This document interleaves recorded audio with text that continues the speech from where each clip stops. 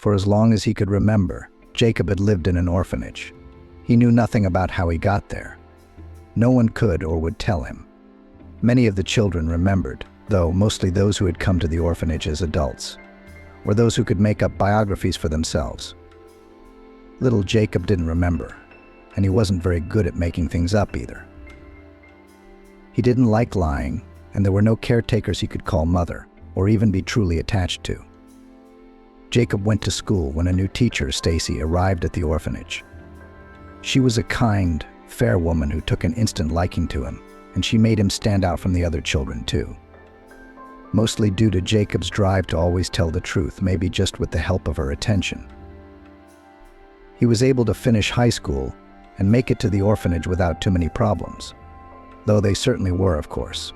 It was because Jacob didn't like to lie, didn't take part in the children's pranks, sometimes quite cruel ones, that his peers disliked him. And when Stacy came along, the nickname sycophant stuck with him for good. But he wasn't like that. He just felt a kindred spirit in his favorite teacher. As Jacob grew older, he wanted to run away from the orphanage. Stacy was the only thing keeping the boy away. No, Jacob, that's not right. But what's the joy of running and hiding? To live under the threat of being caught and returned, if only back. They could go to the penal colony very easily. They'll see that you're an orphan with no one to stand up for you. Why don't they blame you for other people's misdeeds? But how can they do that?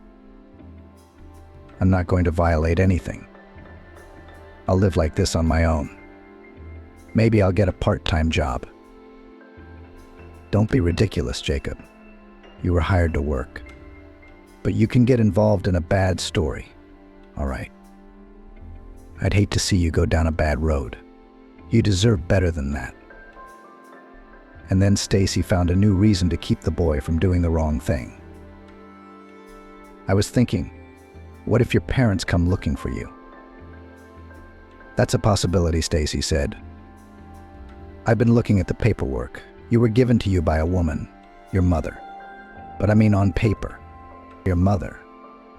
But somehow she found out you weren't her own child. I don't know if you were switched or something. So she took you to an orphanage. But either she or the family must be there. Why don't they look for you? They'll come and you won't be here. And then what? This was a strong argument for the boy, and also gave him a dream. When he heard that he might have relatives, he began to wait for them, and sometimes even told them that he had parents who would surely come for him someday. Of course, no one ever came, and not because Stacy had lied.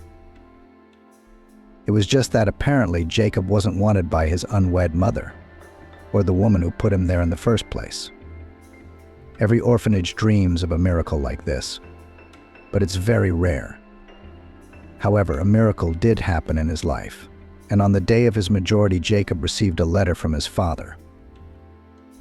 Dear son, for years I thought you were dead, but now I know you're not. Jacob read the short and somewhat rambling letter aloud to Stacy, who wiped away tears and whispered, God willing, everything will be all right. I told you about your parents so you wouldn't run away and do something stupid. And it turned out like this. I didn't lie to you. How happy is that? Your father apparently is a good man. He invites you to stay with him. But he says he doesn't write anything about his mother. It says he's lonely. If she died, maybe at least she has a father. That's good too. Even a good one. Apparently the man did not refuse. Promises everything. Don't hesitate. At least go and meet him. And if anything goes wrong, you can always come back. Will they give you a place to live as an orphan? In the meantime, get ready. Why not go? If my father's calling me. We had to go out of town to an upscale Maryland village. The orphanage wasn't wealthy, so Jacob drove to the address he'd been given, carrying a gym bag on his shoulder, and soon he was standing in front of the beautiful house that struck his imagination, where his father apparently lived. Jacob didn't even feel comfortable ringing the bell at the gate. What if they kicked him out now and laughed at him? Many orphans dreamed of their parents being rich men living in palaces. But Jacob would rather have ordinary parents living in a simple apartment. How could he talk to those who lived in such houses? But you can't just stand there like a fool in front of the gate.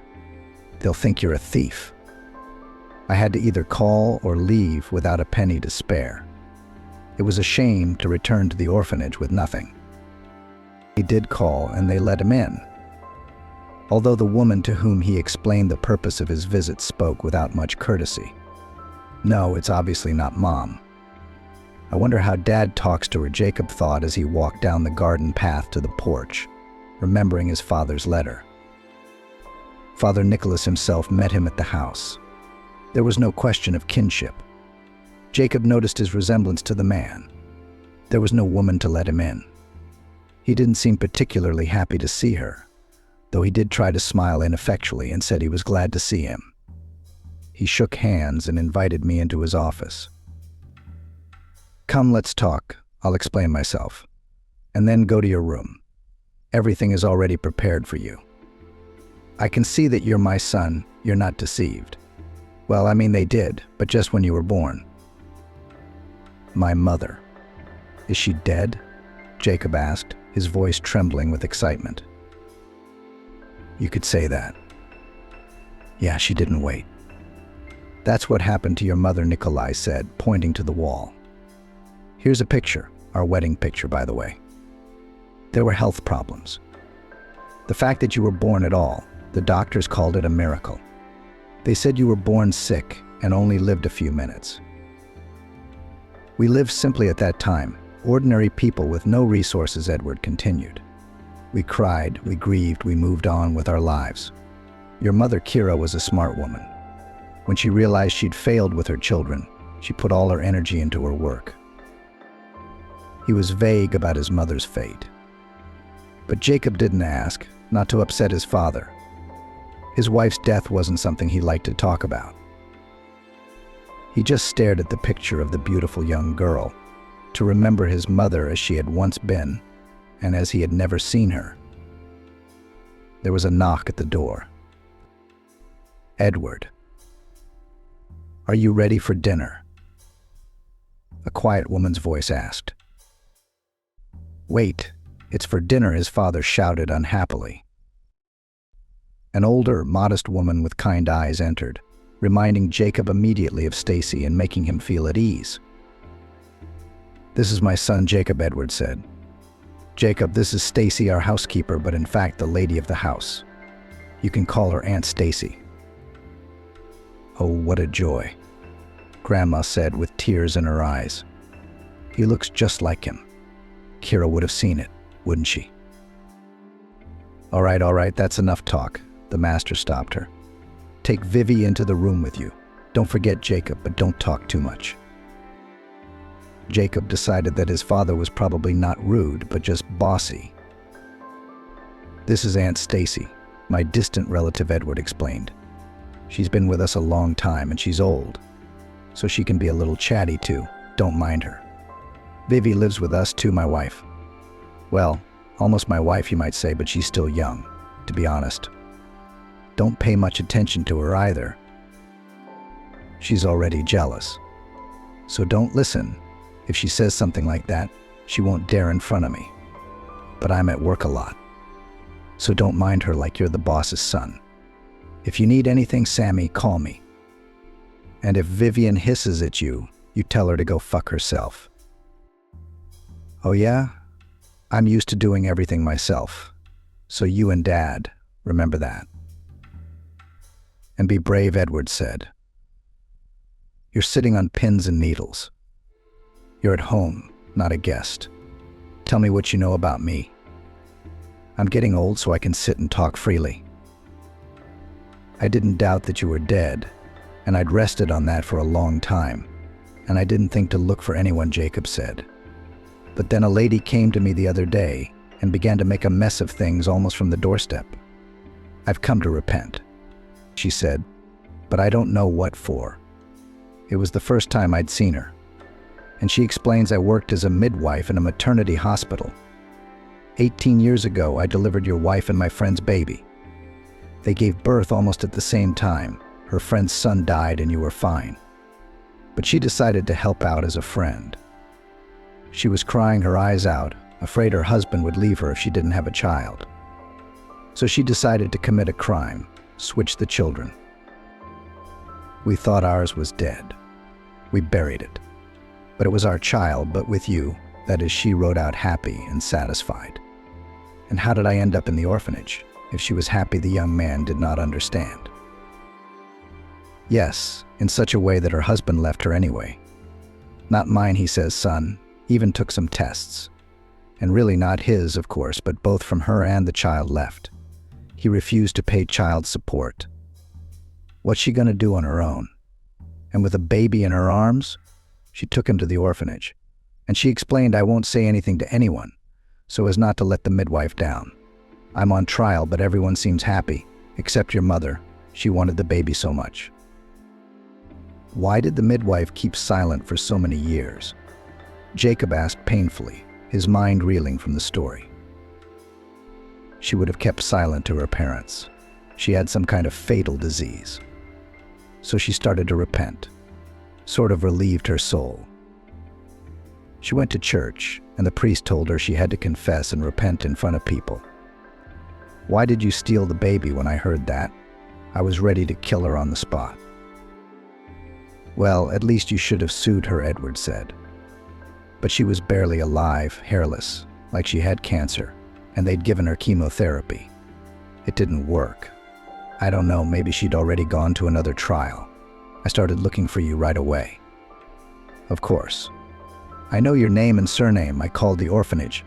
They said there's someone like that. That's the story. Come on. Stacy will show you your room. At lunch, Jacob met Vivi's stepmother, Edward's new wife, or almost wife, as he defined her. She was a fairly young and well-groomed woman who might have been called Penelope, if it hadn't been for the unpleasantly haughty expression on her face.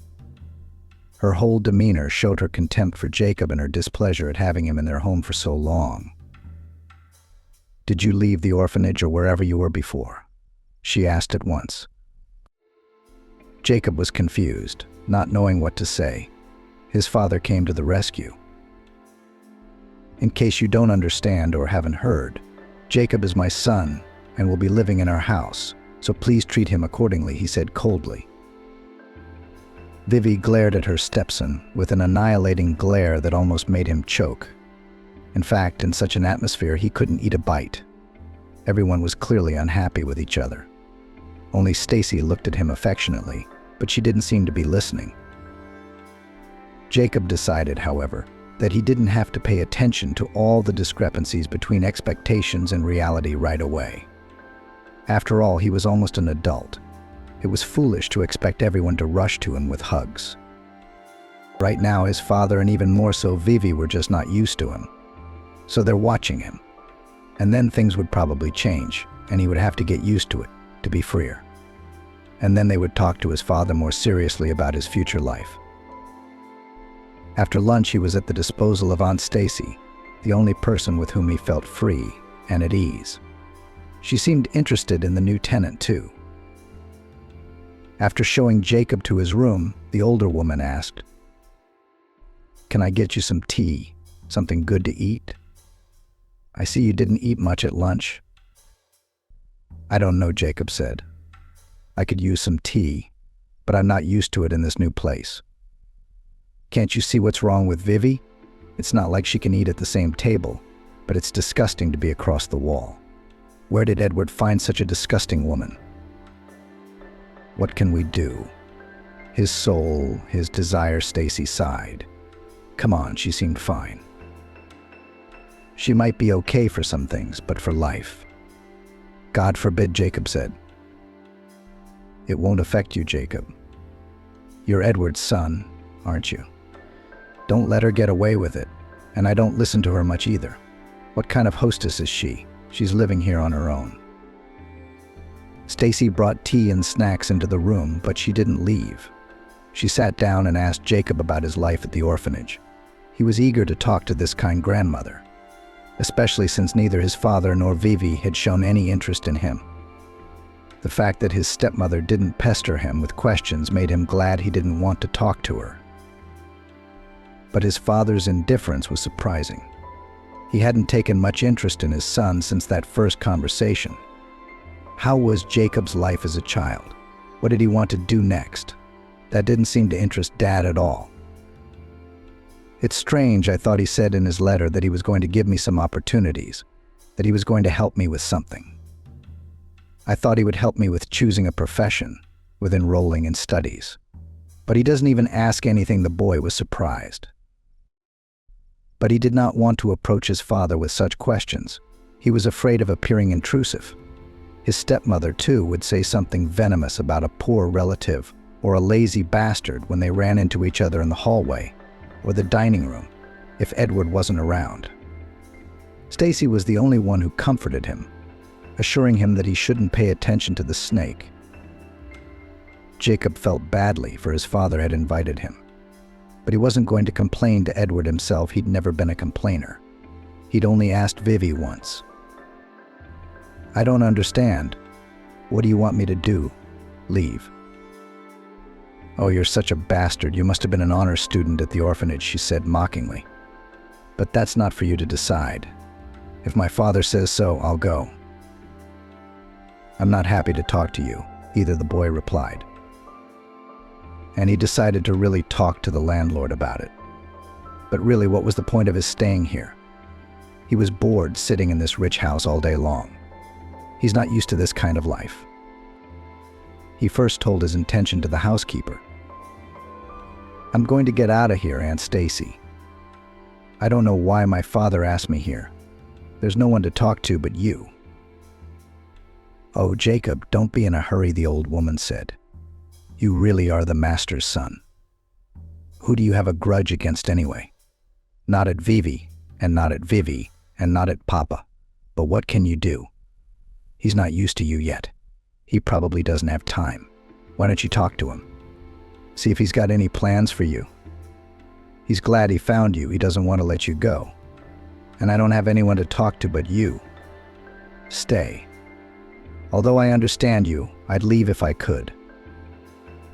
Perhaps she was the one who complained to Edward about his mistress's behavior, because soon Jacob overheard his father reprimanding Vivi. "Are you stupid? Why are you picking on Jacob? What do you want from him? Do you want him out of the house? I told you the boy has to stay in the house as a son. I won't be able to inherit, and will be left with nothing." "What am I supposed to do, kiss him?" snapped at the woman. "You'd sooner finish these things and evict him, or he'll take up residence. And if he wants to get married, we won't be able to get rid of him at all." "Orphanages are such insolent people," said Vivi. "He's smart enough to bring all his friends here." It was all very strange. What inheritance? What did it have to do with him, Jacob? So they keep him here for a purpose. And when he's done, they'll just throw him out. And is he the son of the master of the house? When he tried to talk to his father about it, he got the same indifferent look and irritated tone. "Why are you suddenly bored? Do something, then we'll decide where to put you. I'll explain everything when the time comes. In the meantime, just live your life and be happy." Jacob wasn't used to being idle. He started tidying up the grounds around the house, becoming something like a gardener or a janitor. This caused a new wave of abuse from the landlady, and he himself was unpleasant to be in such a strange position. He could only share his doubts with Aunt Stacy. Maybe she was the reason he hadn't left. It was a shame to leave a lonely woman in that rich but unfriendly house, he reasoned. "Son. Are you his son?" "Of course you're two peas in a pod like him at your age," Stacy nodded. "He was a nice guy, simple, funny. And then they started making money. He and Kira started to live rich. But they say it's never good to be rich. Money ruined him. It was your mother who made all that money. What a clever woman. He would not have achieved anything on his own. He sat on his wife's neck, and now he eats up her income and lives on the money she earned. And now she doesn't know what's going on here." "What do you mean? Is she alive?" Jacob wondered. Stacy clamped her hand over her mouth and gave a startled gasp. Oh, my tongue. I shouldn't have said that. Jacob, don't tell your grandmother. That's why he's with Vivi and can't get married. Your mom's alive. He's not divorced, he's still married. But I don't know where his legal wife is. Don't ask me, I don't know. In some specialized hospital, waiting to die. She was very ill. Again, I don't know whose. And she's kind of unconscious in a coma or something it's called. But I don't know if she can hear or see anything. But she hasn't regained consciousness for a year now. That's how it is.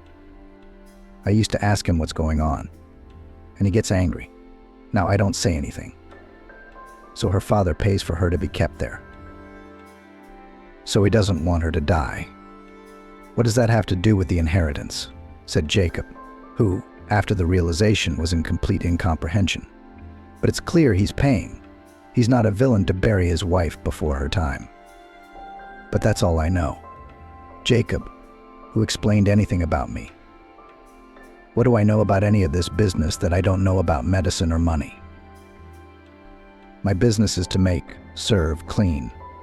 Jacob was amazed and indignant at his father's actions. So his mother was alive, but in a helpless state. Meanwhile, his father has taken a mistress and is living with her. This, in general, is understandable and could be forgiven, especially since he pays for treatment, or at least life support. But why does he need a son? What kind of inheritance? In case of mother's death, everything goes to her husband. Why am I guessing? I should ask my father directly. He should tell me. I need to know where Mom is. I'll take Aunt Stacy. But no, she did the right thing by telling me the truth, and the rest of it has to be told by my dad. And he will, because if he doesn't, I'll just go away and avoid the truth myself. That evening, when Edward came home from work, Jacob went straight into his office. Dad, I have a serious conversation to have with you, he began firmly. What kind of talk? I don't have time, and I'm not in the mood to talk, Edward said, as irritated as ever. This isn't idle chit-chat, but a serious conversation that only you know the answer to. I know that my mom is alive. Stacy, Edward said. His father slammed his fist down on the table. Don't scold her, please. She did the right thing. I should have known better. Where's my mom? Tell me.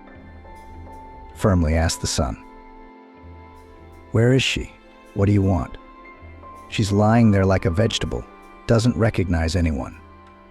I mean, he hasn't come to his senses in years. Well, thank you at least for not letting her die. But I need to know so I can talk to her. To the doctors, Jacob interrupted his father. Isn't that a lot to take on? You didn't know about her. And now all of a sudden you're doing something about it. What are you going to talk to the doctors about? What are you going to do about it? You won't understand anything. The doctors say they haven't been able to bring her back to consciousness for 5 years. I don't know what I can or can't do yet, but I have to find out. And another question, you didn't know anything about me either. And suddenly when you found out, you decided to bring me back. What I don't understand is why. So I can sweep the garden paths or listen to your mistress mocking me. What else do you want? No one's forcing you to work. You can live like that. I told you to ignore Vivi, and I told her to keep her mouth shut. But you're not happy? I don't know that you're worse off than you were in the orphanage, Edward continued. You know what's worse? At least there I knew why and what I was living for. I knew what to do next, and if I didn't know, I had someone to ask. What about here? Don't you want to talk to me? Why did you call me here? You won't explain. Am I supposed to live here like a pet? Edward suddenly panicked. He realized Jacob was right. He was ashamed. He was sitting in front of him, his son, that is, his and Kira's son, who had been kidnapped, and, as it turned out, put into an orphanage. The boy had grown up among strangers, knowing nothing about his parents, perhaps only dreaming that someday he would be found. And now his father, after 18 years, has finally found him. But what is he not happy that he has a son? He is glad, happy, but at the same time he realizes that he found and returned his child not because he wants to be but the bulk of it, which is a very substantial amount, was bequeathed to orphanages. Apparently she felt that you live in an institution like that somewhere. But she didn't go to the orphanages. You could have found me, Jacob said sadly. I wish I'd met my mom when she was still relatively healthy. Will she never know that her son is alive? I don't know. If she did, I didn't hear about it. We didn't talk much at the time. Well, she made a bequest to the orphanages, but with the proviso that if there was a true heir, a son, then everything would go to him, to you, Jacob. Yeah, that's how much she believed you were alive. That's why I called you home. If you think I'm a mean person, you can despise me and hate me all you want. But believe me, I'm not. It wasn't for the money. I wanted you back. But I don't feel anything like that about you. Well, not contempt or hatred, Jacob said. And I don't want to believe that you found me just for the money. Or am I just not used to the idea yet? I'm not used to having a son. Either Edward nodded. Yes, I was very happy when I found out you were alive. I was glad you'd come. But what to do next? I didn't know. And I don't know now. I think the first thing I need to do is visit my mom and find out what's wrong with her, Jacob said. You probably brought me back so that you could inherit the inheritance. To keep the money from going to some orphan. After all, it's much better if I get all the money. And you were hoping to take it from me, or convince me that I should give it to you. But I was thinking something like that, Edward replied without looking at his son. I have some savings, of course. And the business Kira founded is still going strong. Not as much as it used to be, of course. But believe me, I didn't mean to rip you off and kick you out. His father sounded sincere. Jacob even believed him. I guess we can talk about the money later, Jacob said. Give me the address of the hospice, though, please. I have to go see my mom. Are you sure you want to do that? I doubt it would do you any good. She's really hopelessly ill. And yet I want to go there. Maybe not even just to see her or anything, but you know I have to. That's my mom, and she knew I was alive. Okay, Jacob, I'll give you the address, but I'm not going. It's really hard for me to see her like this. I would never have left Kira, but I did. I understand that Vivian is the reason you've accepted that Mom's going to die, and the reason you're in no hurry to have a relationship with me. But that's all if you want.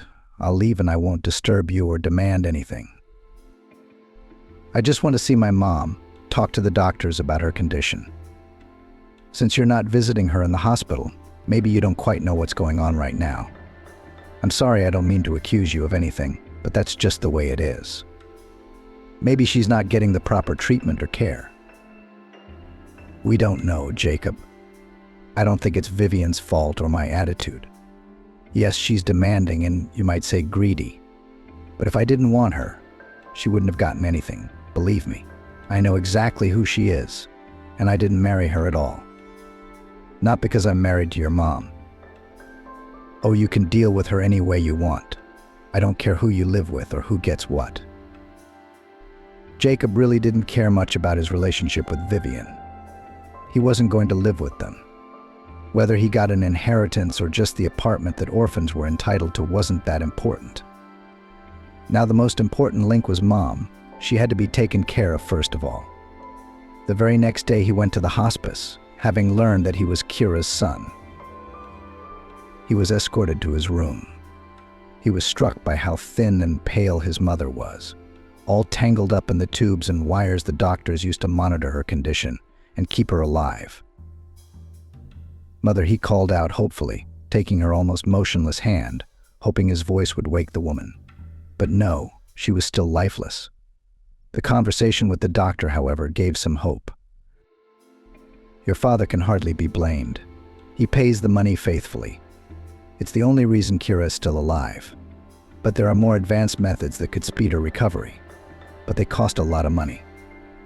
We don't even have that kind of expertise. I'm going to get the money and do everything I can to get her back to health. Let her be an invalid, but at least she'll be conscious." "Is that possible?" Jacob exclaimed. "I think so. Though the disease, as you can imagine, is very advanced, which complicates matters." When Jacob arrived home, he went straight to his father. "Dad, I need money for Mom's treatment. Her recovery is possible. You've just accepted that she's going to die and you're not trying to do anything about it." "But I'm going to do it now," he said firmly. "You don't have to worry, even if she makes a full recovery. You can live with your Vivian, or whoever you want. I don't think she'll demand your return, and everything that belongs to you will be yours, too. I just need money for my mother's treatment." Edward didn't mind, but he couldn't give so much money at once. "You know, you don't just get that kind of money overnight, especially since it doesn't belong to me. But I'm not saying no. I'll try to get it as soon as possible." After all, the money was his anyway. Unfortunately, this conversation was overheard by Vivian. Since some time, she, concerned about the appearance of a stepson in the house, began to monitor the relationship between father and son, afraid that the money will go, in her opinion, to the side, and immediately made a scandal to her husband. "So what's wrong with you? Are you listening to this young con artist? Do you want to give such money to him, so that he spent it on unknown things?" She hissed angrily. "I don't know any swindlers. This young man is my son. And what he is going to spend the money on, I also know very well. To treat his mother," my wife Edward replied calmly. "What wife?" "I'm your wife. I've been living with you for 2 years. And this deck is lying unconscious. What is there to treat? But they'll restore it from a vegetable to a rag. Will you be happy? You're going to bring her back here to lie there and drool? Anyway, I don't know what that son of yours is going to spend the money on. Maybe he's going to spend it on girls and partying. And he'll tell you how much he loves his mommy," the woman shouted. "Shut up, please. I can't listen to your tantrums anymore. If you're not satisfied with something, you can leave quietly, silently, and don't embarrass yourself. Don't make me regret that I ever got involved with you." No matter how much of a scene Vivian made, Edward began to do whatever it took to get his son the money. Jacob was already excited that he would soon be able to begin intensive treatment for his mother when suddenly the worst happened. He received a call from another hospital informing him that Edward had been in an accident. He was seriously injured, hospitalized, and the doctor's prognosis was not favorable. Jacob was desperate. What kind of evil fate is this? I'd lived my whole life as an orphan, dreaming of finding my parents. I miraculously found my mother, who was in a coma. Later there was hope that we could cure her a little. And now the misfortune is with my father. Now it is necessary to raise him somehow. But is it possible? Isn't that too much trouble for one family and for one me? Jacob thought he would use the money he had gotten to cure his father. He needed to take care of him first, to keep him from getting worse. At home, the situation had become unbearable. Vivian was not so much worried about her lover's health as she was furious that the money was floating away from the house to an unknown destination. "Not only do you want to cure a cripple, but this one too," she shouted. "And then what? Are you going to take them home? Will you take the pots out for them? Don't you realize that they are hopeless? Who will take care of them, even if they survive?" "You will, if you want to live here. If you don't want to live here, you can go away," Jacob said, who was getting tired of his stepmother. She thought about it, though, when she heard that response. This was serious. How could it be that she, Vivian, had never been able to provide for her stay in this house in any way? She had never become a lawful wife. And this boy is now the heir. He's heir to the house and his parents' fortune. And she's got nowhere to go. "Oh, I didn't think. I'm left with nothing." Vivian was upset. After all, it seemed that she had thought of everything. But her husband, though still in treatment, was still alive. And that seriously complicated matters. She thought feverishly about new options, but she had doubts about what she could do about it. Jacob, having learned to toss and turn between two hospitals and a house that was not a restful place, decided to visit the orphanage, which was still his only home, and Stacy, who also remained his only soulmate. Besides, he remembered that his mother had bequeathed most of her fortune to the orphanage, so why not fulfill that will? The elderly teacher was happy to see her former pupil. She sincerely sympathized with the troubles that came with finding his parents, and was glad that Jacob would be able to help them with money, if not to the detriment of his parents' treatment. "You know how orphans are funded," she said. "Hopefully everything will be all right. My mother's business is alive, generating income, and my father's condition is already better. At first, the doctors didn't promise anything good, but he's gradually recovering. But I can't leave him, or my mother, or the orphanage that was my home for many years." Edward was really on the mend. Most importantly, his attitude towards his son and wife had completely changed. He suddenly realized how selfish he'd been before, and realized that if he wanted to recover, it would be mostly to make up for past mistakes. "If I had come to my senses sooner, Irene might have recovered by now," he told his son. "And I preferred to rely on fate, that is, simply cut his own wife out of his life. But I don't know if anything would have changed." Jacob sighed. "You're no more to blame than that midwife and her friend. And Mom, is she already being worked on with the new method? But really no progress so far. How's the house? Vivi's still freaking out. I think it's time I kicked her out.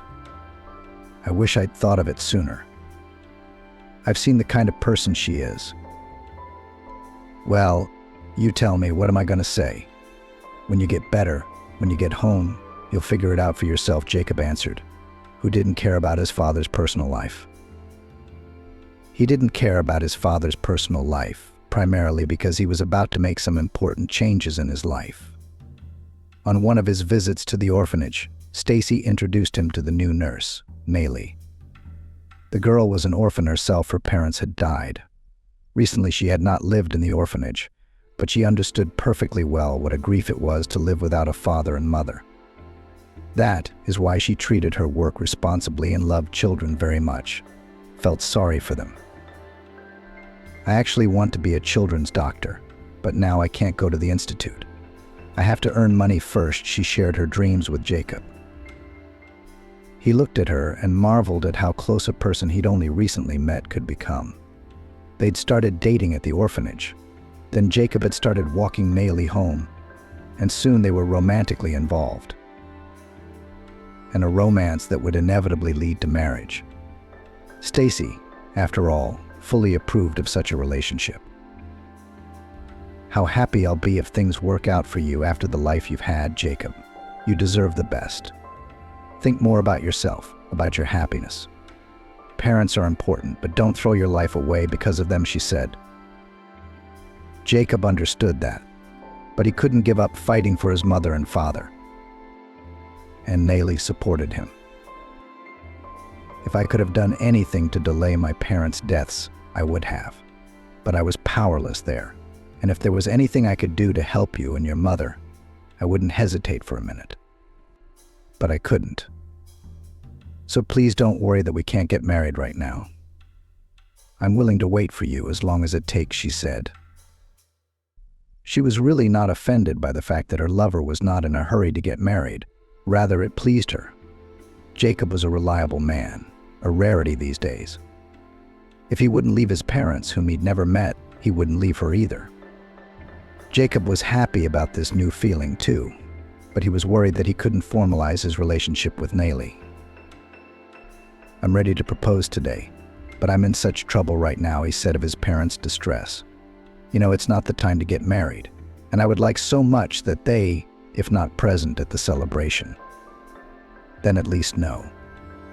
It would be the happiest day of my life. I'll get married, and my mother won't even know about it." Maylee understood her lover perfectly well and was not offended. Jacob loved her, but he was so busy that there was no time for celebrations. He didn't care about Vivi, no matter what she did. He rarely showed up at his parents' house either.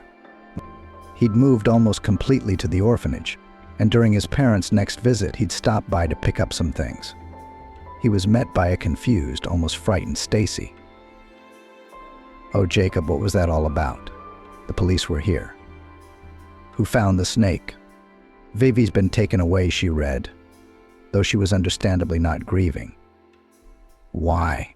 Why was she taken away? Did she do something wrong? Jacob wondered. Yes, she had done something wrong. She's a poisonous snake. She was trying to kill someone. She set up that damn accident. That's what she did. She got involved with some gangster. She put him up to it, bribed him. And he messed up something in Colleen's car, like the brakes or something. So the police started looking into it. Yeah, that's what they found out on the security cameras. These killers didn't think about the cameras, but they got the thug. And he gave up Vivi, too. We're here. And she was screaming and struggling, and then she started to cry. They took her away under escort. But you'll probably be questioned now. I've been questioned, too. I told the whole truth. She's a snake. She didn't kill us all. It's a good thing you haven't been home much. You can expect anything from a snake like that. They'll put her in jail now. That's where she belongs. I was afraid she'd poison herself or strangle me in the night. How can you live in the same house with someone like that? You'll miss talking to people, Grandma. And you should come back, Jacob. Yep. That's one thing for me. 2, no life to care about, no one to tell. Jacob breathed a sigh of relief, though the problem was closed. No more seeing this unpleasant woman and worrying about Aunt Stacy, who had to spend all day talking to her. I've got a lot on my plate right now.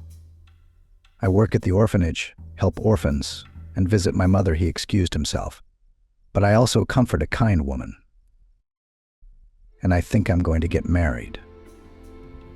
Nothing. You may soon get your father discharged, so you won't be bored, Stacy promised. At least he'll be home. Thank God, Stacy asked. Jacob just waved his hands.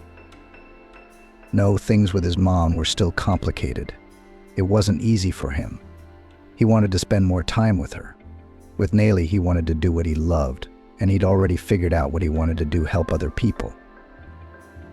He had already become a mentor to help those who were getting ready to graduate into adulthood.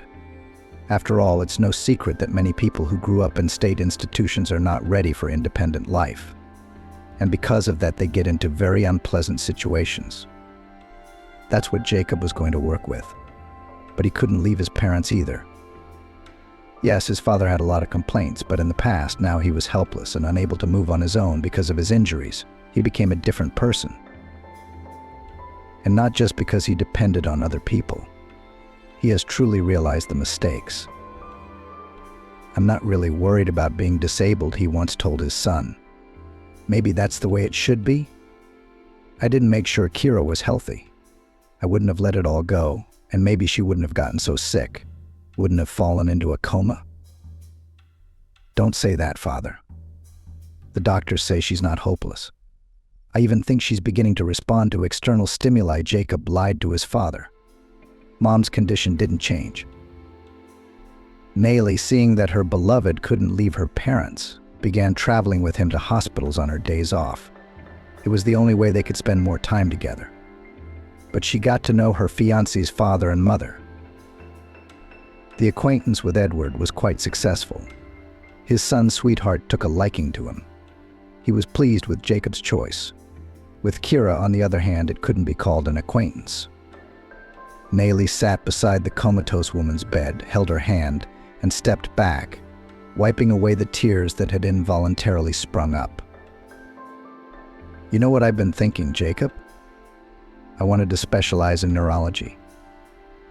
I've been going to medical school as a student, reading textbooks. Why don't I go to your mom's house in my spare time?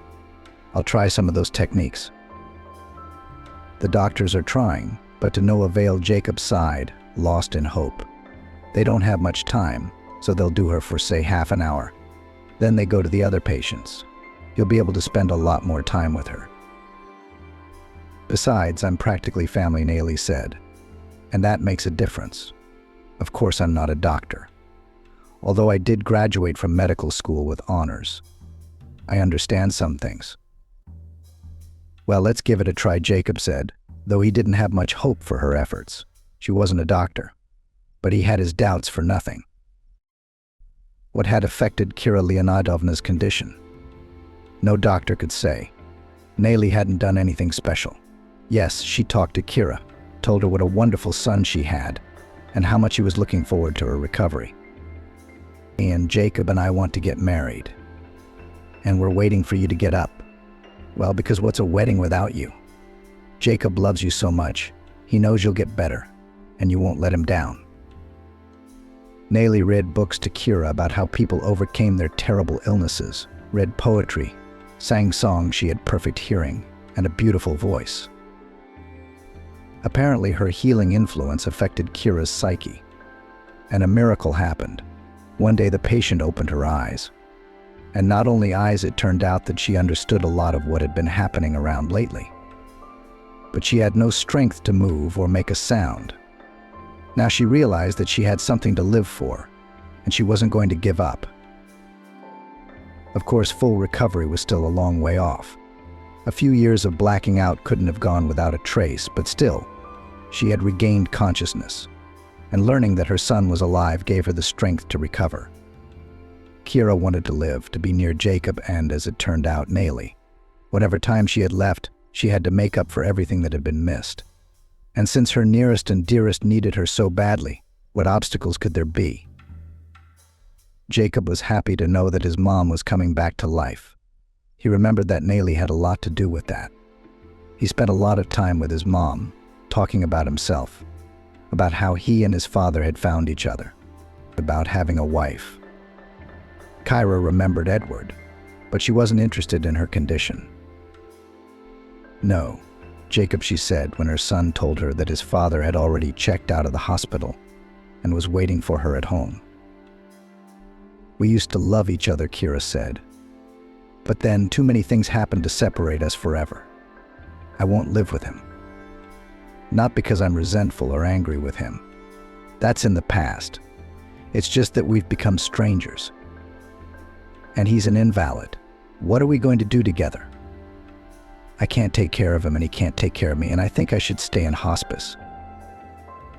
No, Mom, you didn't come to your senses to stay in the hospital, Jacob said. And you're not an invalid. Either you're walking on your own, taking care of yourself. Nayli and I will marry soon, and we'll take you in. We've been apart too long. And I don't want to be apart from you anymore. I hope you won't mind? They had already decided that they were going to live in Nayli's apartment. The big house in the country didn't appeal to them. Jacob had brought Edward home.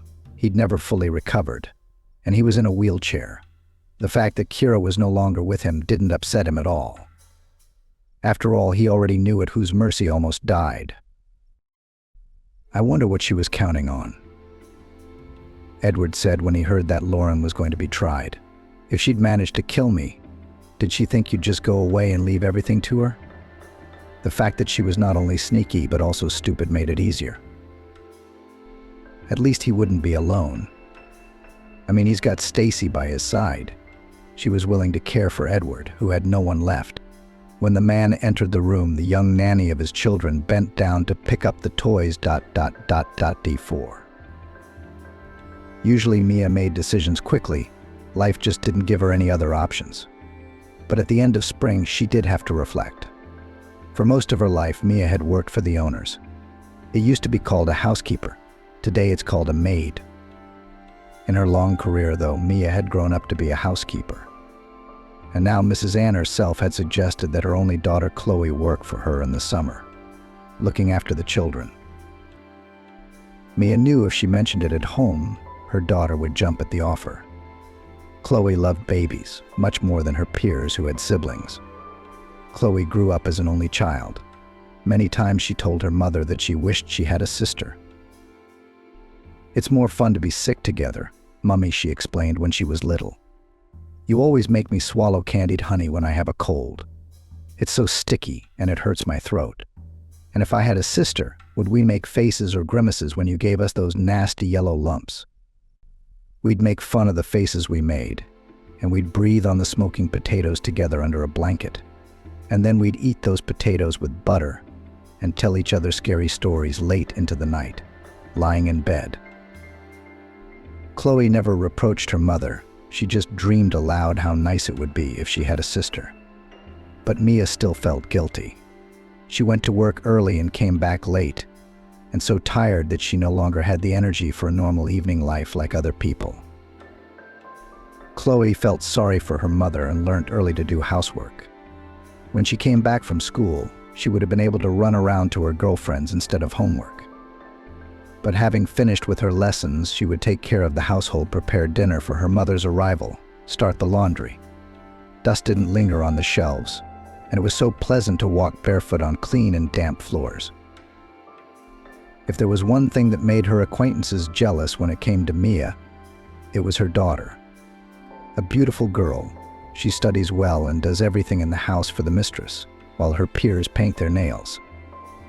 Chloe bakes pies, but Mia realized that her daughter's vocation is not a vocation at all, but a conscience. Chloe loves her mother. There's only two of them left in the world. That's why when Chloe wants the same things as other girls, the same nails, the same music in the headphones, the same parties at friends, she remembers that her mother gives her best at work, so at least at home she should be freed from doing things. And Chloe knows how hard every dollar is given to her mother, and she doesn't ask for anything. On the contrary, happy to work if there is an opportunity to bring the family an extra penny. And Mia denies her daughter that income. A sharp knife, because they are only two left in the world and do not want that by 30 years. Chloe faded, so that not to look at the stars and on the toilet bowl, which must be clean to a mirror shine. So Mia was thinking about whether to offer her daughter a job for 3 summer months or to tell Mrs. Ann at once not to count on Chloe. Mia herself once had no choice. She also grew up with her mother in the same wooden house on the outskirts of the city of Los Angeles, not even on the outskirts, in the green zone, where at that time there was only a forest, 2 factory prophylactics, and a hospital for tuberculosis patients. There the patients were isolated from society and were fed a fermented drink made from cow's milk and poured into bottles exactly like those given to children in milk kitchens. There were also about 15 cottages, more rustic than urban. They were inhabited by those who worked in the prophylactic centers and in the hospital. They had a hard time because all they enjoyed was fresh forest air and work nearby. And they had to get to shops and everything else by bus, which ran once an hour. Less often it was possible, but not more often. But when those times were over, these places became a tidbit for the new rich. Wooden houses were bought up, the forest around them was cut down, and mansions began to grow here, one higher and more beautiful than the other. First her mother, and then Mia herself were offered to buy their house. And the buyers were very different. Some of them persistently persuaded the owners. Others kept such a tone that one had to fear refuse them, and at night your house will set fire to your house. After all, the buyers were not interested in a simple house with 3 windows, but in land, the land of the national park, a plot surrounded by a pine forest, a stone's throw from the river. And then my mother fell ill, got seriously ill, and never got up again. And she said to her daughter, "I want to die in my house down to the last plank, down to the last blade of grass. Men don't have that sentimentality, they only twist their fingers. Come on, Grandma, let's move to a city flat. There's a clinic a stone's throw away and a pharmacy on the ground floor. You've had enough." Mom loved everything here, the wooden porch and the boards. My grandfather built it, that porch. And peonies, daisies, apple trees all grandmother planted, and pink flowers, the names of which nobody knows, generously sprout every spring and stretch upwards. And at the end of July are already above the windowsill, and in the window to the sick peeking say, "How are you here?" I'm like an old tree. "I can't be transplanted with roots," my mother said, not getting out of bed. "I want to stay in my room until my last day and leave, looking at my flowers, at that spruce that grew with me and is now so tall you could make a ship's mast out of it." Mia was finishing school then. What was there to do? I couldn't go away to study. You can't leave Mum alone. And you couldn't live on Mum's pension either. I'll get a job, she thought. And the garden fed its owners. But it wasn't enough for Mum's medicine and everything else. So when another mansion was built near their house, the new owners moved in and advertised that they were looking for a housekeeper. Mia was scared out of her wits and decided to give it a try. It was still a young family, a husband and wife. The wife's name was Mrs. Ann and the husband's name was Michael. Mrs. Ann had her own institute. Yes, her own private institute, which gave a very good education. It was a business given to Ann by her parents. The girl grew up spoiled, shone at school, won all competitions and Olympiads. Then she graduated from an economic university with honors and immediately began her PhD thesis. Rich parents who wanted to see their daughter at the head of the family business realized it is not her. Anne went headlong into science. And now she is the rector of the university in 30 and a little. She has under her command work excellent teachers. The building is one of the most beautiful in the city, and to study here are strictly treated.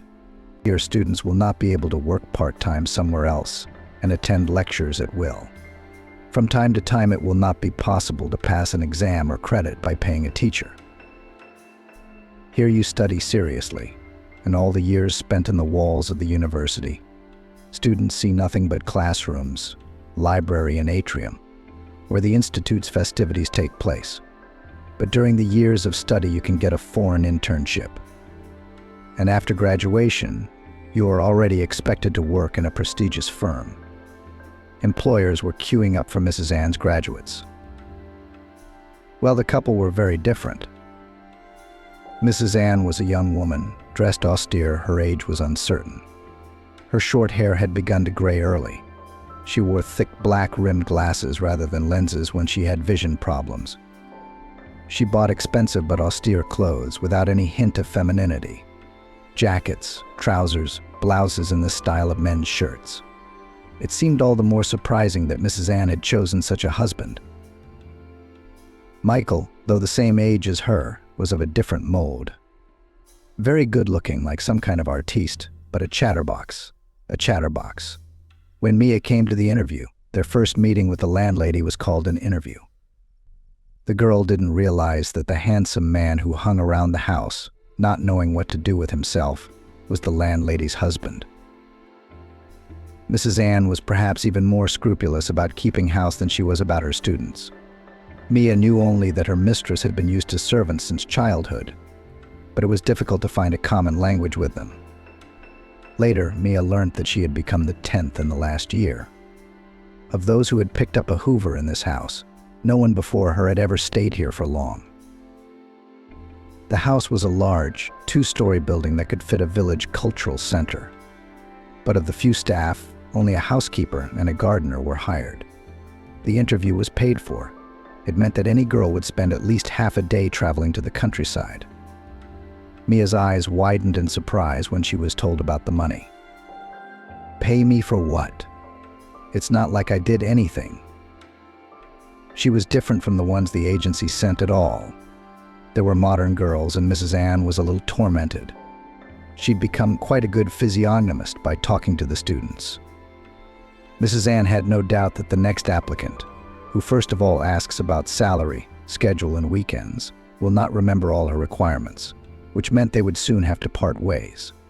So what's next? One has to spend time selecting another housekeeper. Mia had the looks of an 18-year-old girl and the eyes of a grown-up, tired woman. Try to maintain a carefree look when your mother is hopelessly ill, and all the cares of the family have fallen on your shoulders. Besides, not even hoping to be taken in, Mia still sat in front of the potential mistress with a notepad and wrote down wishes. The holy place was Mrs. Ann's office. God forbid she should be careless with office equipment cords, dust off her laptop with a common rag, or move papers so that the landlady couldn't find them right away. No using the host's belongings under any guise. No apologies, I'm sorry, I accidentally put on your slippers or wiped myself with your towel. Her work will be from 6 in the morning to 3 in the afternoon, and during this time you need to have time to do all the household chores, and iron the laundry, and prepare lunch, so that when the mistress returns, everything will be in order. Do you understand? Mrs. Ann asked, looking at Mia over her glasses. No one had ever called the girl you before. She was embarrassed, blushed, and said she would try harder. Mia decided that she would do her best to keep this place because it was her salvation. The mansion is right next to her house, always able to run to her mum if there was an emergency. At 3 o'clock, she, Mia, would be free by now and would rush to feed her mum lunch. And the salary, if the landlady's not lying, will allow her and her mum to forget about the lack of money. Are you all right with that? Of course. Well, come with me then. I'll tell you more about your duties. And Mrs. Ann walked briskly through the house, Mia following her with the same notebook in her hand. Mia knew from the tone of her voice that she had to remember everything the first time, that no one would repeat it, and that it was better not to make mistakes later. Mrs. Ann was conservative. She was used to a certain kind of soap and toothpaste, to the smell of expensive washing powder, to soft peach towels. How to make the bed, in what order to arrange boxes, jars, and vases in the kitchen cupboard so that everything could be found with closed eyes. Yes, there was a lot to memorize, but Mia was so attentive to every word of her mistress that she was practically never wrong from the first days of work. And just as importantly, she knew her place. They say there was one girl among the maids who was so shallow that she dared to address the mistress as you. And it was certainly her last day in this house. Mia not only did not allow herself to be pandered to, she did not dare to speak too much, only asking questions if there was sometimes a question about cleaning or if she did not know where to put something or what to cook. The rest of the time Mia labored around the house like a bee, dusting everywhere. Until she got used to it, it wasn't easy for her. But it was Michael, the landlady's husband, who made life difficult for her. No, not even the semblance of an affair between them. For Mia, it was taboo. She knew her place. Michael also did not notice the girl too gray and unremarkable she was in his view. Why would he need such a girl when his wife has a lot of beauties in the Institute? But soon Mia was calling Michael nothing but a pig. Mrs. Ann had been at work for a long time when Michael first got up, had a leisurely and tasteful breakfast, walked around the house in his dressing gown, and eventually left too. He was listed with Mrs. Ann as someone at the Institute, leaving behind a room that needed a daily general cleaning. Unlike the neat and punctual Mrs. Ann, Michael would not bend down to pick up a fallen item. It wouldn't occur to him to make his bed. But most of all, Mia was worried about her host's expensive laptop.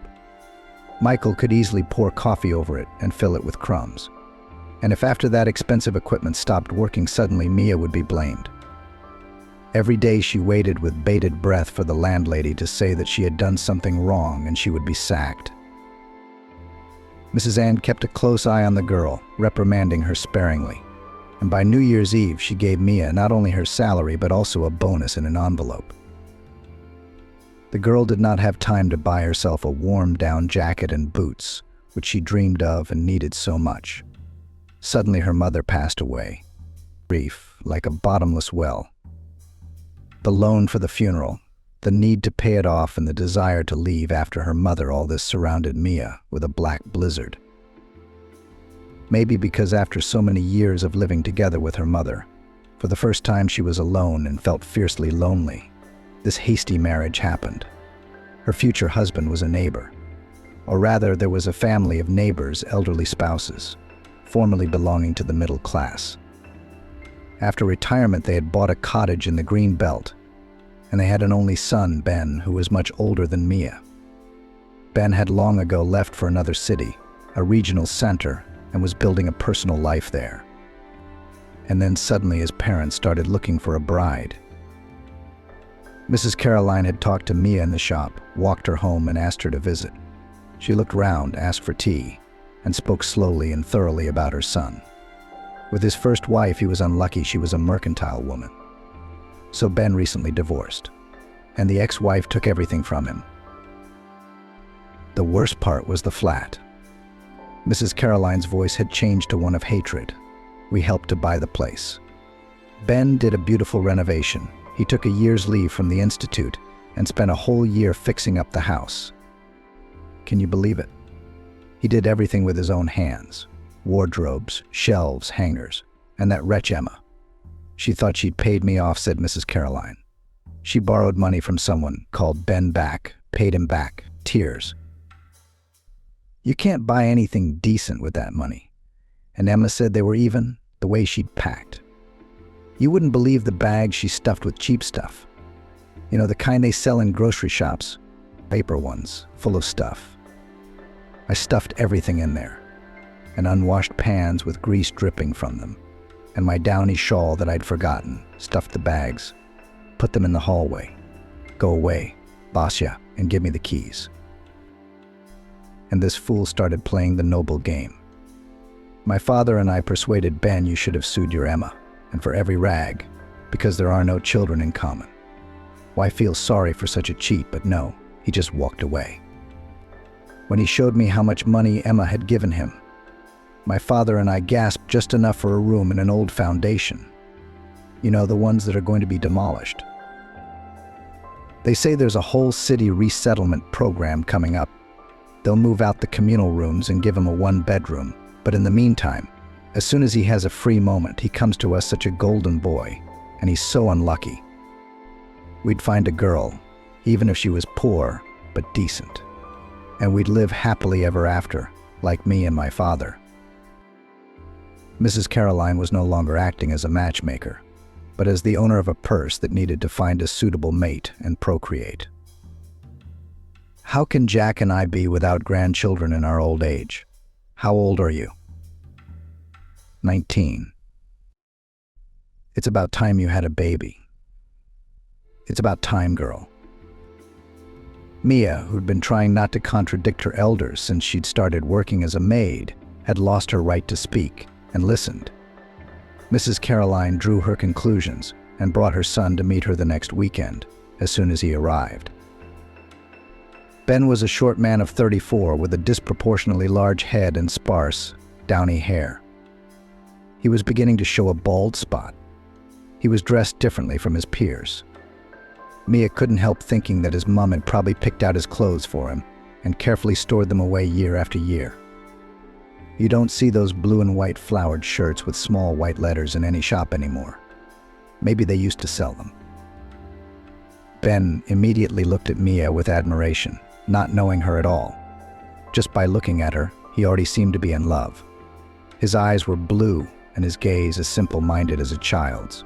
And immediately, after that first meeting, Ben began to court the girl. He came every weekend, and during the week he called and talked to Mia. He brought her some trinkets, perfume, and a black velvet bag, a beautiful cup and saucer. Perhaps Mia had never been able to buy anything like that for herself. They lived on a pittance, and Ben proposed marriage very quickly a month after they met. By then he'd already fixed Mia's porch and was digging beds. And Mrs. Caroline was constantly giving the girl home-cooked food or something sweet for tea. It created the illusion of a family for Mia. It seemed that she was gradually being incorporated into it, like a jigsaw puzzle, taking her place in the overall picture. Of course, Mrs. Caroline won't replace Mum. They can't even be next to each other, Mia thought. But I'll have a husband to take care of me, and my mother-in-law will be my soulmate. The loneliness would end. And Mia said yes. A month later, they were married. You feel sorry for your child, and we feel sorry for ours, Mrs. Caroline told Mia over the phone in an icy voice. All friendship with her mother-in-law ended instantly. There was no mention of gifts for her granddaughter, and Mia had only one hope left for Mrs. Ann, who, against all odds, had saved a place for her while the young woman was unable to go to work after giving birth. Chloe was 3 months old when Mia entrusted her to a neighbor and went to work. Even a still young, full-figured woman managing such a large house would be hard, especially when you consider the demands Mrs. Ann had made on the household. Sometimes, if Mia had the energy to read a book or watch a film in the evenings, she drew parallels. So watching the film in bed with the enemy, the main villain demanded of his wife that the towels in the bathroom should be mixed to the same length, 3 pieces hanging evenly, edge to edge. Mia thought that Mrs. Ann had not yet reached such a point, but probably will soon.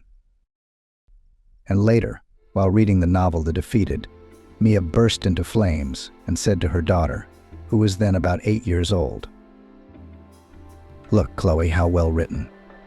I've never seen such an insufferable old woman before. She's a neat little bore. She only uses 8 towels, and they're all hung on nails. God forbid they get mixed up. She squeaks, and she's got eyes like a lynx. They'll spot her. You can't just wipe the table, but first with rag number 1, and then with rag number 2. And there are 8 rags, too." "Is your landlady as mean as that?" Chloe asked. "No, but Mrs. Ann has 1,000 rules she can't break. If I'd forgotten or messed up a few times, I'd have been kicked out the door, too." What helped Mia was that she was responsible, conscientious, and at first she was so afraid of losing her place that there was nothing more important to her in life than doing things the way Mrs. Ann used to. But afterwards it became a habit for Mia herself, and she began to fulfill her household rules on automatic. Sometimes when Mia returned from work, too broken, too exhausted, she would sneak pain pills. Chloe would ask her, "Get away from your Baba Yaga." But once Mia caught her breath, she asked, "Where would I go? I'm close to the house and I can come running any minute if you need me. And Mrs. Ann's pay is good and reliable. She's like a Swiss bank, even if she's demanding, even if she's not sentimental, but she pays fairly. And looking for another job, what am I going to find now? I've never learned anything in my life. All I know is how to do housework." At her landlady's house, Mia remained as silent as ever, never opening her mouth. But when Mrs. Ann decided to have children in her old age, the housekeeper sighed and said in a low voice, "It's going to be hard on you. You're judging yourself, aren't you?" Mrs. Ann might not have meant to be a bit of a sarcasm, it just came out of the blue. "No," said Mia, using a special brush to brush the dust off some super valuable Danish porcelain. "I understand the difference. Who was I when I gave birth to Chloe? Penniless, divorced. In my maternity ward, they wouldn't let loved ones into the room. They'd stand outside the windows. The girls called me at first, saying, 'Look, there he is, waving balloons, if it's yours.' I had to say that there was no one to visit me, even though I was married at that time, according to my passport. Then, a couple of months later, we got an official divorce. And for all these years, neither Ben, nor father-in-law, nor mother-in-law, who seemed to dream of a granddaughter and asked me to give birth, no one has never once asked about Chloe and did not come to visit, and gifts for the girl's birthday did not pass only a receipt for alimony. Once a month, the postman threw in the box generously alimony as much as 2,000, so that the daughter, as they say, do not deny themselves anything. I know, Mrs. Ann, that you wouldn't dream of living like this. May your little ones do well, but not like mine. I was always afraid I'd never get Chloe back on her feet. I wouldn't have the time. Something would happen to me and she'd be without her mom, and I wouldn't get to watch her grow up. I won't stand up for her if someone hurts her. I won't wipe away her tears if she cries." Mia was embarrassed and didn't continue. But she couldn't say that Mrs. Ann, for all her wealth, was not immune to disease or the accidents of fate. Medicine allowed her to give birth to twins at that age, and if everything was done artificially, twins are not uncommon. And then it was just a matter of asking God to let her raise her sons and enjoy them. And Mrs. Ann, though she was usually quick to use harsh, barbed words, this time she remained silent in thought. At that time, the nannies in the house were changing at the speed of light. Mrs. Ann would not have cared for Sam and Ben herself, not even in her mind. She wasn't going to leave school. As soon as the mistress got stronger after childbirth, no more dizziness and weakness in her legs, she hurried to her favorite university, to her office. Reading lectures and signing papers is much easier than babysitting twins, Mia thought. Mrs. Ann was incapable of such self-denial as enduring sleepless nights and putting up with the children's whims. Perhaps her mistress was afraid that she was missing time that she could never get back and would be alone in her old age. Because her useless husband Michael was no better than loneliness. That's why Mrs. Ann decided to have children, but she was not able to sacrifice her time and comfort for them. Nannies started coming to the house. She remembered the dog waltz with its simple rhythm. Everything was played out like a sheet music. Another applicant at the interview, the girl was delighted with the salary and conditions, and 2 or 3 days of work and a kick under the heel point, because none of them could not please. Mia had her own relationship with the nannies, whom her landlady Mrs. Ann changed like gloves. Some the housekeeper supported, though there wasn't much she could do. Mia would take another sacked nanny into the kitchen and give her tea.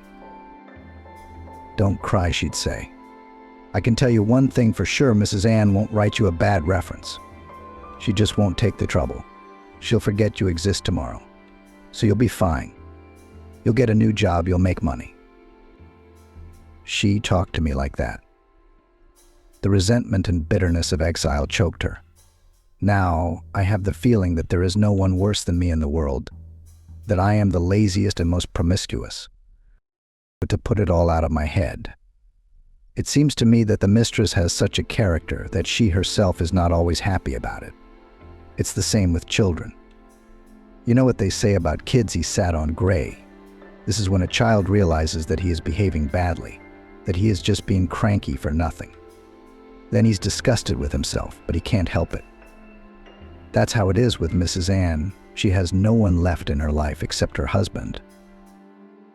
Her parents are already dead, her children are still small, and all the energy she has after work, after the institute, all her thoughts she stuffs with such nonsense that the vases on her shelf should stand in a certain order, and the servants should walk in one half, and so on. Wave your hand and get out of here. You're about to have a new life. When the girl's grief had subsided a little, she found the ability to think about someone other than herself. "How have you survived so many years here?" The former nanny clapped her wet eyelashes, but Mia wasn't being sincere. "Well, someone has to keep an eye on this house," she said. "And you go home now and forget about what happened." But not every fired employee deserves sympathy. Mia knew there were those who hoped to sneakily ignore the housekeeper's rule.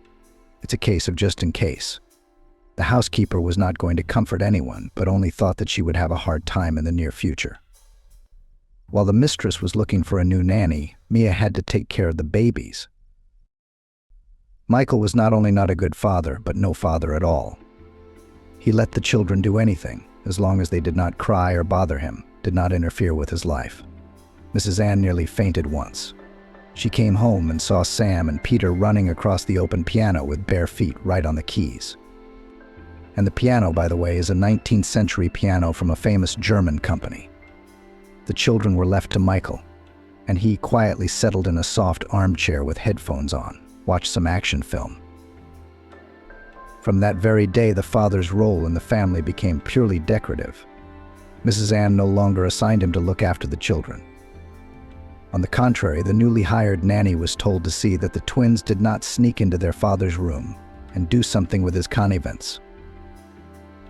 As a result, the father could say hello to his sons, meeting them by chance in the big house, stroke the boys on the head, ask how they were doing, but no more. This situation suited both parties, children and adults alike. In the period of supervision, Mia watched over the boys and fed and entertained them without fail. Sometimes Chloe also came to help. The twins adored her. They perceived the girl as an older sister. No one could think of such exciting games. And at the same time, Chloe watched closely to ensure that the kids did not make trouble, do not go wild in the house, and nothing happened to them. Once Mrs. Ann returned unexpectedly from a business trip. Chloe was playing with the children in the garden. The three of them spread a blanket on the grass and competed to see who could come up with the scariest story. No one heard the wicket door open. Mrs. Ann stood looking at the friendly group and said to Mia, "I wouldn't mind if your daughter became a childminder during the summer holidays." This was a complete surprise to Mia. So the landlady was willing to pay her daughter's salary. But the housekeeper didn't even nod. Listened to the offer nonchalantly. She was going to give it to her daughter and let her decide for herself. Chloe saw herself, and from the stories of her mother knew that the work in this house is not sugar. So it was up to her to agree or not. "Oh, let's give it a try," Chloe lit up. "I was looking for something while I was free from school anyway. Do you think it would be easier for me to waitress in a cafe or dishwasher or camp counselor? Let's at least spend the summer together. I don't see you with your job." Well, look what happened to the next babysitter. Until now, Chloe was amused to hear stories about the hapless maid. Mia just shrugged her shoulders. It's easy to guess they fired her again. Why? This time she deserved it. Mia said it in her heart. An old woman came in and needed the money so badly she made the big mistake of pleasing the kids. You know how that turned out? The boys ended up smashing an antique statue that Mrs. Ann had brought back from somewhere in Europe. But most importantly, they sneaked into the landlady's study, got into a fight, and knocked coffee over her laptop. It's an oil painting, isn't it? I don't need to explain to you what happened next. Chloe sighed. I can imagine. So you're going to have to, if you take it on, and until the new nanny comes in, haul all that load from morning till night.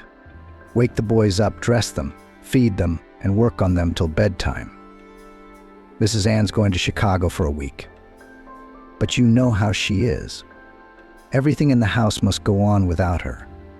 No indulgences. Chloe didn't think long. Tell her tomorrow morning that I agree. And she did not say how much she would pay me. For the first time after Chloe took up her duties, everything went quietly. Mrs. Ann didn't seem to look at the girl much, but both Nanny and her mother knew that she didn't. The mistress notices everything. And if Chloe gets offense, she'll be refused a place. And yet the girl was a little easier than other nannies. Firstly, she's sincerely attached to the children, and the feeling was mutual. Secondly, on every question Chloe could turn to her mother for advice. Soon Mrs. Ann did leave as she had intended. It was then that everything began. Michael, in the eyes of Mia, called Mia by patronymic, but in the eyes of the patronymic he did not deserve. So Michael usually, when his wife was not at home, spent his time quite pleasantly. He either relaxed in the garden, where there were pools, sunbeds to sunbathe, and a gazebo, where it is so nice to sit in the summer with a glass of something cool. If the weather didn't cooperate, they could sit in the living room by the fireplace or in the marital bedroom on the huge Arabian-style bed. Mia thought the bed had been bought for Michael's sake, too. Mrs. Ann had gone along with his craving for luxury. But when Chloe came into the house, Michael changed his habits. Now he sort of remembered that he was a father, and he looked in on the boys more often than ever. And they, unaccustomed to such attention, did not know how to behave. You can't be naughty. Sam and Peter had learnt that. What else could they do with this man smiling at them and asking how they were doing? Who would know him? Mia guessed that Michael had his own plans and tried to stay close to her daughter. That afternoon it started to rain lightly. Chloe and the twins were in the nursery. Mia was putting away things hidden from prying eyes by the open wardrobe doors she did not see, but felt that there was someone else in the room. And then through the cracks she saw someone she couldn't even think of as the owner. "Isn't it time for them to go to bed?" Michael asked. His voice sounded a little hoarse to Mia. "We're past our bedtime," Chloe said, taking a box of knots off the shelf. "We sleep until 4. "It's a pity." "Well, what then, girl?" "Now we have a scheduled walk, but you see what's outside the window." The girl bent down to pick up the fallen toys. Mia didn't immediately realize what had happened. Chloe was in denim shorts. From the sudden movement, the edges of her panties showed from under them. A strange sound came from where the door was. Michael choked. He literally choked on his saliva, drooling. What an accurate thing someone had once said. Mia folded the sheet in 4 and came out of the wardrobe. Now the owner had to pick his jaw up off the floor instead of drooling. "Are you home too?" was all he could find to say. "I'm always home." Mia's voice was impassive, though her insides were raging. "Michael, did you want to play with the kids?" "Me? No, please don't mind. I won't bother you." As soon as the man left, Mia slammed the door behind him. "Did you see that?" she asked. She thought Chloe should have realized it. Her daughter surprised her by raising her eyebrows in bewilderment. "What was I supposed to see? How he looked at you. But so were you." "I bet he did, wearing a thong to work." That old bastard. Mia never swore in front of her daughter. But today she didn't hold back, with all the profanity of a sailor. "He's not old at all." Chloe sat down on the carpet, opening a box with knots, and the twins immediately surrounded her. Mia was silent, and then came and stood so that her daughter looked at her willy-nilly. Chloe lowered her eyes. "You know that you and I are alone in the house now," Mia said. "The servants," Chloe said, emphasizing her mother's position. "The servants," Mia continued stiffly. "And so I'll tell you, I've never wondered how 2 people as different as Mrs. Ann and her husband came to be together. In my opinion, he's not a good match for her." "Well, that's as simple as it gets. She bought it. What's there to guess at? He's 10 times her age and probably suits her in every way. He's doing just fine living here on his own." Chloe, maybe, was waiting for her mother to object. But Mia continued in the same tone. Her daughter hadn't heard her say that before. "Anyway, it's their life. And you and I have been given the trust of letting us into this house that has opened up before us. And it has never, ever occurred to me to take anything here, not a biscuit in the kitchen, let alone another man's husband." "I see," said Chloe.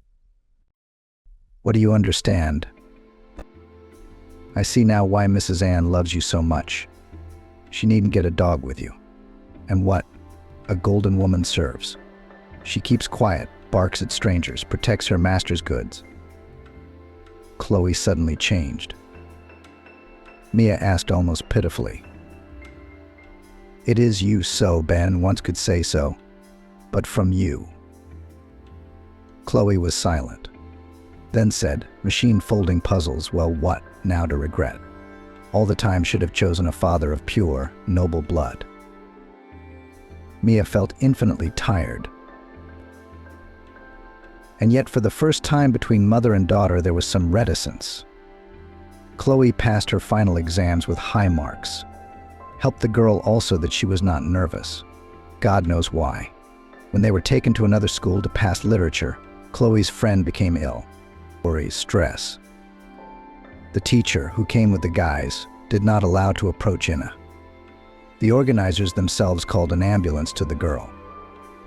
When the medics left, Chloe sat looking at the pale faces of the graduates, gnawed the cap of a cheap plastic pen, and wondered why she herself did not tremble inside. Probably because Chloe realized that no matter how she passed her exams, the life she had set for herself would not leave her. So what was there to worry about? Chloe received high scores. If she stayed in her city, the choice of educational institutions for her would be small. But her mother looked as if in water in her thoughts. The girl swung to the capital universities.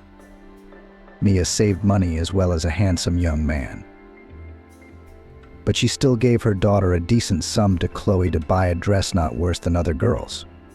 In her daughter's classmates, it was a real quest, which they passed with burning eyes. To order in the atelier or to buy. And if to buy, where to buy? Short or ball gown style. Or maybe a chic evening dress, sparkling with rhinestones. Mia paid not only for the dress, but also for everything she was supposed to: photos, videotaping, a restaurant. Certificates to the best graduates were handed out in the town square. The guys who received medals stood on an improvised stage, and a golden rain of confetti fell on their heads. Glitter was left to shine in the girls' ceremonial hairstyles. And Mia cried for the first time in years. Maybe for the first time since her mother's death. The main stage of her dream, getting her daughter back on her feet, was behind her. Yes, there was still university ahead, a diploma. But still, if something happened to her, Chloe would not be lost. Somewhere, but will enter. And the main thing, she will not be given to an orphanage. Thoughts of orphanage often came to Mia, because she knew her daughter has no one but her. In all these years, Ben had never appeared on the horizon. Never once brought his daughter a birthday present, never asked if Chloe needed anything. Immediately after the divorce was formalized, Ben's parents hustled and found him a new wife, older, and with a teenage son. The wife was patient and obediently endured her husband's drunkenness. For this, her father-in-law and mother-in-law constantly gave her gifts and promised her a flat after his death. Mia knew if she left before the deadline on the other world, and Chloe in the family of his father will not be taken, and surrendered to the state. Now the daughter is an adult. Mia wiped the tears running down her cheeks, and Chloe seemed to her more beautiful than Botticelli's Venus. That evening at the restaurant, Mia sat in the corner of a long table, in the farthest and darkest corner, not mingling with the other parents, and drank too much. She hadn't had a more worthy occasion in years past to relax, to take a short break from the harness she was pulling. When Chloe, in her silk dress, approached her mother, Mia looked at her daughter with an unseeing and slightly hazy look and could say nothing. I see. The phone was in the girl's hand. Having just taken selfies, she started dialing a number. I'll send you home in a taxi now, Chloe said. Mia tried to object that it was expensive, that other parents would give her a lift, since the buses were no longer running. But Chloe wouldn't listen. Once home, Mia was going to wait for her daughter to make sure she had met the dawn and arrived safely. But instead, as she was in her best dress suit, she fell asleep on the bed. And in the morning, having made sure that Chloe was in her room, Mia went to work as usual and dusted with a special brush, and scolded herself for the fact that after yesterday's shaking hands. Chloe passed the competition in the institute she chose and went to Los Angeles. Mia was anxious to go with her. She would take her daughter to a strange and unfamiliar city, help Chloe to settle in the hostel, and look at the famous city, which she had never seen before. It would have been the biggest trip of Mia's life. But Chloe wouldn't take her. I'll do it myself, she said. You'll be tired going back and forth, the road and all that. I'm a pretty independent person. Have you forgotten? Mia knew one thing: her daughter had grown more and more confident over the years.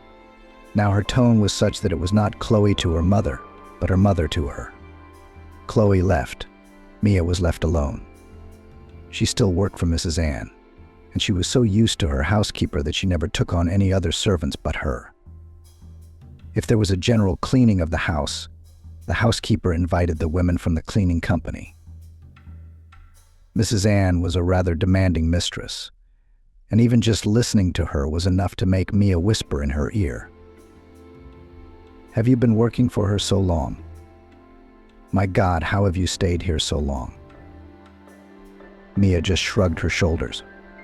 She didn't understand why she lived in this place, and never tried to change it. And now she wanted to take on a heavier job so that she wouldn't think about anything, so that she'd be tired to death.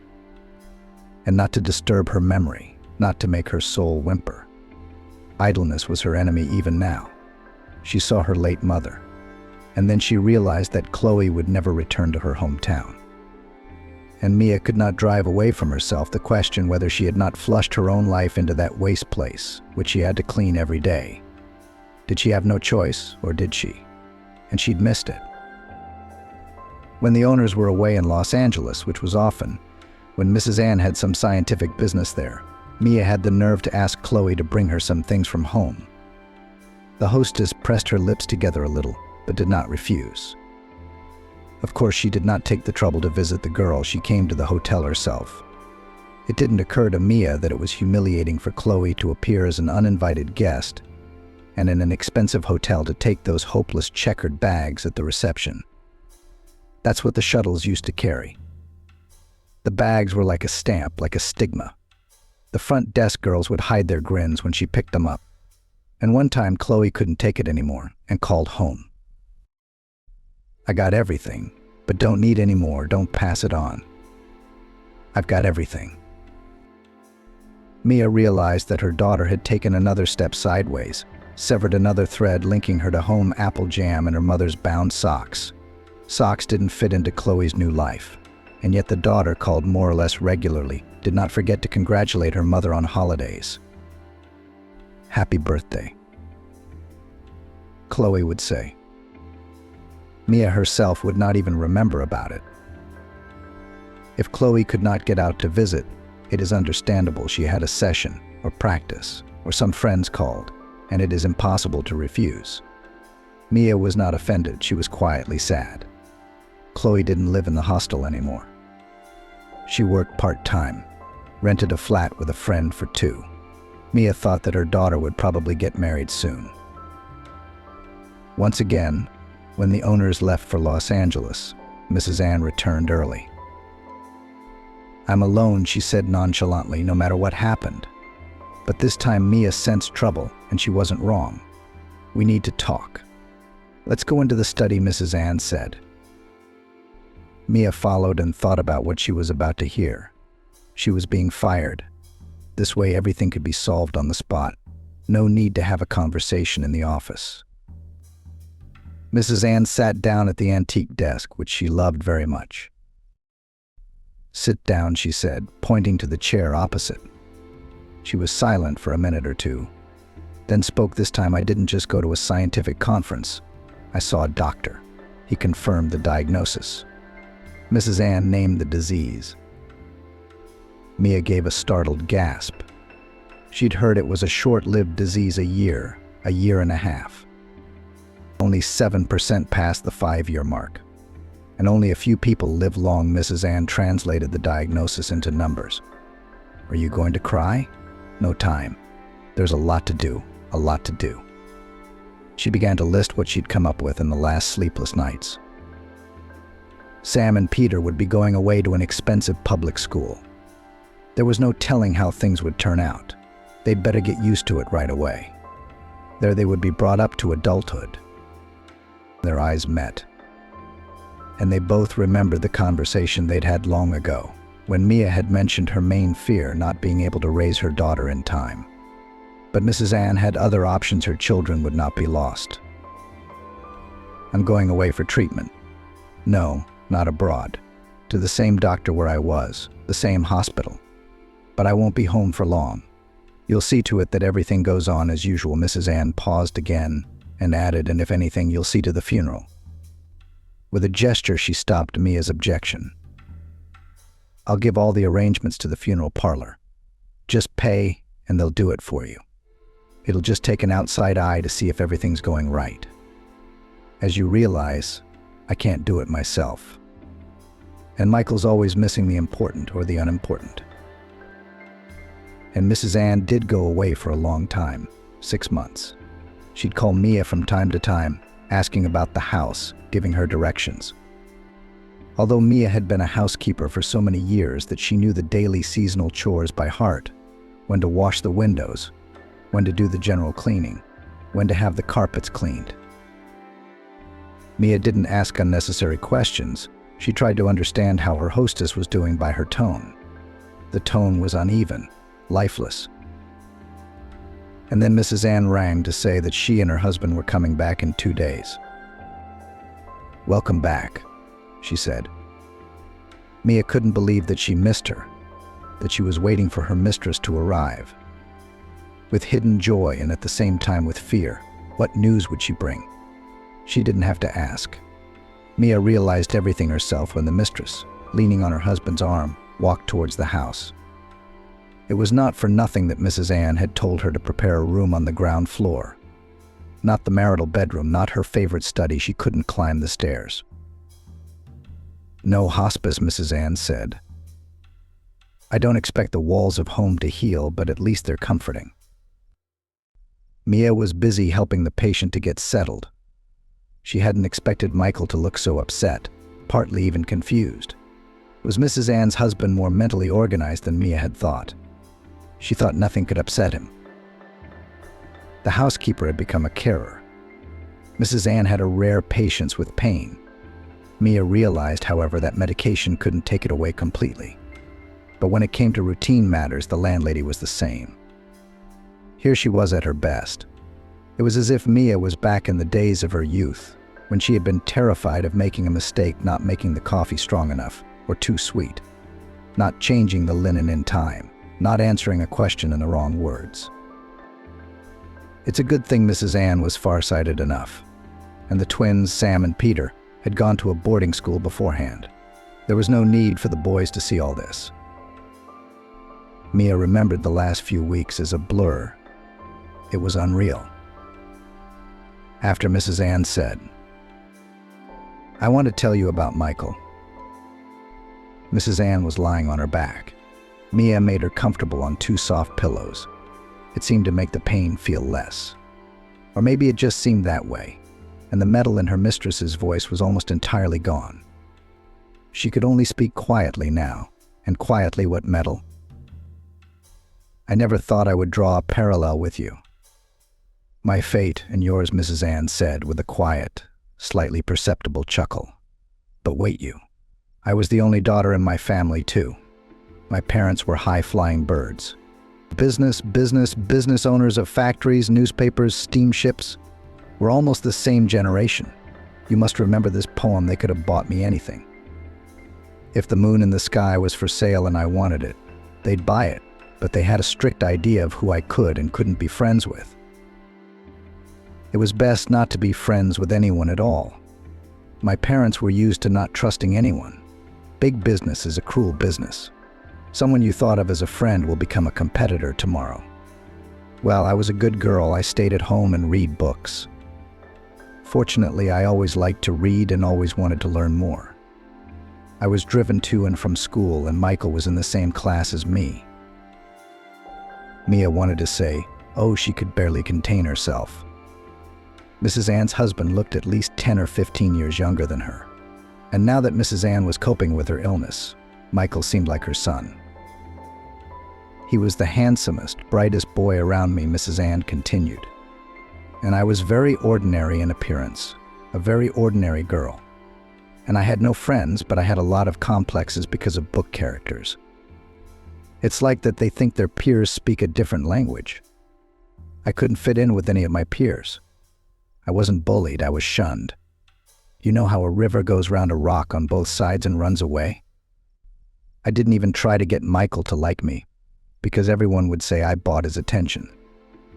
I mean, even now, before, when people looked at us, they would say in hushed tones that I had bought myself a husband. You've probably heard those words more than once." Mia wouldn't admit to hearing them from her own daughter, Chloe. "So I didn't fill my head with dreams and love, but tried to study, as one comrade used to say. And then came graduation night." Mrs. Ann stopped talking, taking a breath. "I had a gold medal, like your Chloe. Well, the tradition of graduation is a timeless one. We sat in the restaurant, and then the whole group went out to see the sunrise. It took a long walk along a path through the woods to get to the riverbank. We wanted to wait until morning to watch the sun come up. For me, it was almost the first time I was allowed to go out with my class without guards or chaperones. Maybe I deserved it with my medal, and I was allowed such a holiday, allowed to go with the guys. After all, we were parting forever. We'll never see each other again. But for me, that trip almost ended in tragedy. Mrs. Ann closed her eyes and put her hand on Mia's arm, squeezing her cold fingers lightly. Imagine a large reservoir just above the dam. They're not called seas for nothing. These reservoirs, they're endless. When the hydroelectric power station was built, the river overflowed. Everyone knew that there were villages, old houses, even a church at the bottom. And the new banks turned out to be so steep, like precipices, sandy precipices. I don't remember why I got separated from the guys. Maybe I was distracted by something, but I was a few meters below the almost steep edge of the bank, and I couldn't grab onto anything. The slope was sandy, the sand was crumbling from under my fingers, and there was water and deep water below. I had read that near the hydroelectric power station the depth was 50 meters, but even here it was pretty deep, and I couldn't swim. No matter how many times my parents took me to seas and resorts, I never learned to swim. I mean, don't shout, no one will hear you. Even if someone comes to help, they can't get me out. I could drown dozens of times, but I didn't even have time to call for help. I was just trying to stay where I was on the slope and not go into the water. And then I saw Michael. He'd fallen behind the others too. He knew right away that I was in trouble. He said, "Hold on. Don't move." I thought he was going to call the boys or our class teacher, Mrs. Olivia, who was coming with us. But instead, Michael ran into the woods and fetched a thick stick, lowered it to me, and told me to grab onto it as hard as I could. God, how ashamed I was. Mrs. Ann recalled, I've always been overweight, and he was carrying me. I could see how hard it was for him, but I couldn't let go either. I'd have died, you know. He pulled me out in the end. I was in tears and snot from fear. My hair was all messed up. Remember what we used to say when we were kids, hairdo? I fell down, I almost crushed myself. My dress is dirty. I told Michael I was done with the sunrise meeting. So I went home. He ran round to ours, said sorry, we're leaving, and walked me all the way home. Nobody ever found out about that story. I've only just told you now, Mrs. Ann said to Mia. You might think that's when we started having an affair, don't you? Wait, Michael was just helping me out then without a second thought. And we went our separate ways. I went to college, he joined the army, then got married unsuccessfully. Anyway, we crossed paths by chance years later, and not even at a reunion, but just in the city, and we recognized each other immediately. I was always like that, short haircut, black-rimmed glasses. I would have recognized him, whatever he was. Maybe another girl would have forgotten about it long ago. But I remembered, and I'd never forget. I remembered that he saved my life. I mean, all the years I'd had since that cliff, all my luck, all my joy, the fact that I could breathe, feel, look at the sky, all of it was thanks to him. He gave it to me. Now, Mia, he was in trouble when we met. Mrs. Ann's cold fingers squeezed Mia's hand again. He's divorced now, and no one can know that. Never to anyone, ever. He was on drugs, a good one. And that's when I took it upon myself to save him. My dad was gone by then. Dad would never have let me get involved with a man like that in the first place. And Mom? I was already living on my own, and I could keep it from my mom for a long time. Michael didn't even have a place to live at the time, just a room. The neighbors wanted to evict him because he had friends coming round. The door wouldn't close, and those friends would stay overnight, because in that state, when they'd already taken a dose, where would they go? I took Michael away, paid for his treatment in a very good clinic. He was treated abroad, lived there for a few months, came back and stayed with me. When he proposed to me, he probably didn't even think I would accept. The guys who knew me from childhood always felt the difference between me and them. And I said yes. As they say nowadays, I said yes gladly. I convinced myself I was married because he saved my life. I didn't admit to myself that I'd been in love with him since high school, and when Michael was out of my life, I felt very unhappy. That's not a very clear comparison, is it? Well, like a person who has nothing at all, because all I wanted was him. Him alone and no one else. You're about to tell me how everyone around you said Michael was just getting comfortable. He had money now. I got him a job at my institute. He was living comfortably from now on. But, I didn't care about that. It was worse than that. I always realized very well that he didn't love me.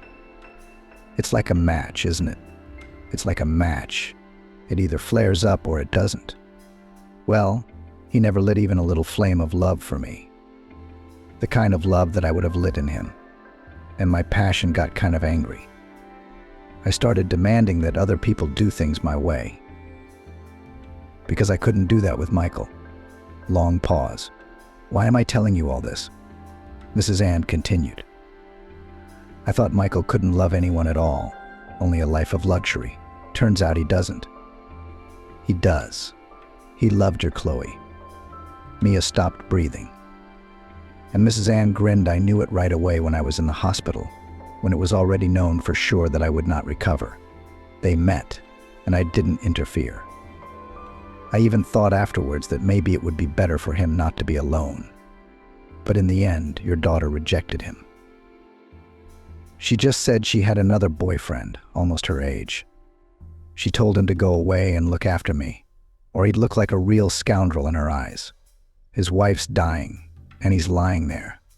Chloe had never let that stop her before. I'm gone. His mates left him. He's got nothing ahead of him. You know what Michael did? He did what all weak people do. He got back on drugs. That's why I'm telling you this old story, Mia. Not so you can fight with your daughter about me. But you had an alcoholic husband yourself. You know what fixes the hump, so I want you to keep an eye on him. By the time Mrs. Ann was finished, she had a persistent, painful dry cough, and no special syrup or water helped. Nothing worked. Finally, she was able to continue. He's in good health for now. I don't want him to end up like a drug addict. How? He won't listen to me, Mia said with tears in her voice. What am I to him? A servant. He'll listen to you. I've divided everything I have in my will. Most of it goes to the children. Michael will get a lot too, provided he gets treatment, and he doesn't do anything like that for 3 years. Until then, he'll only get a monthly allowance and you'll get another share from me. Why me? I don't want anything. You don't have to look for another job, but you have to be there for him. That's a condition. Michael knows. Don't worry, I'm not going to control you. It wouldn't even occur to me. You have a head on your shoulders. You know our whole life, and I have no one else to rely on. This will be your last job in Ann's family home. Understood? Now hand me my pills and go. I want to be alone. Mrs. Ann had to repeat her order one more time. There was no way Mia wanted to leave. She was afraid that the landlady, now that she had told her everything, might take her little white pills to kill herself. The women had a long conversation, clarified the nuances. The estate was far from the city. You could get to it by the only road.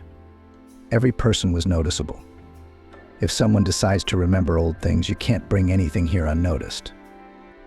It would take everyone who settled in the manor to be engaged in healthy physical work. They're not bad people. And then everything should work out from there. Of course, you can't force anyone.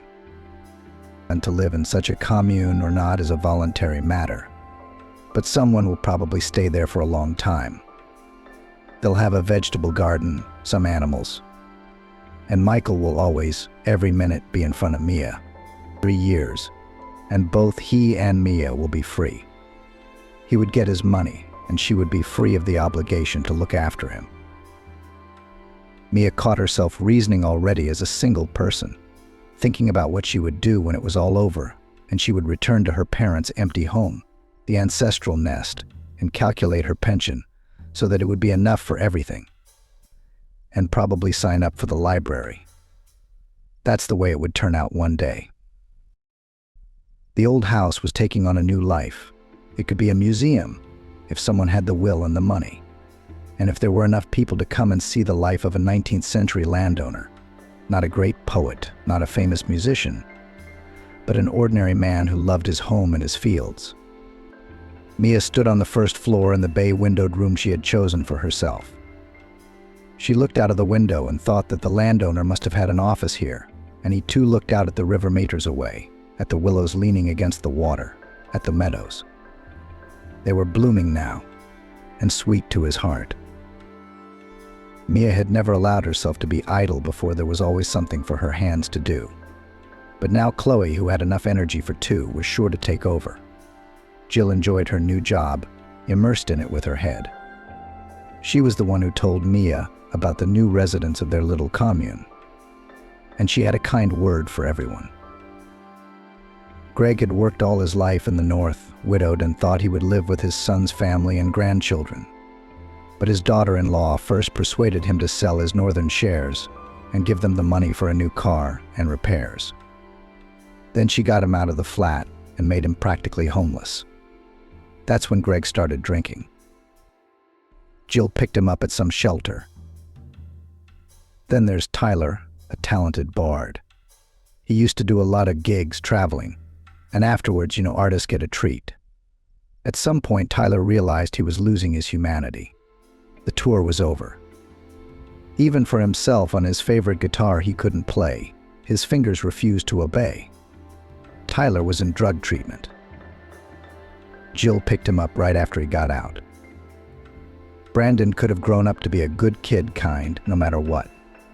But his mom brought in his stepdad, who drank and got his stepson hooked.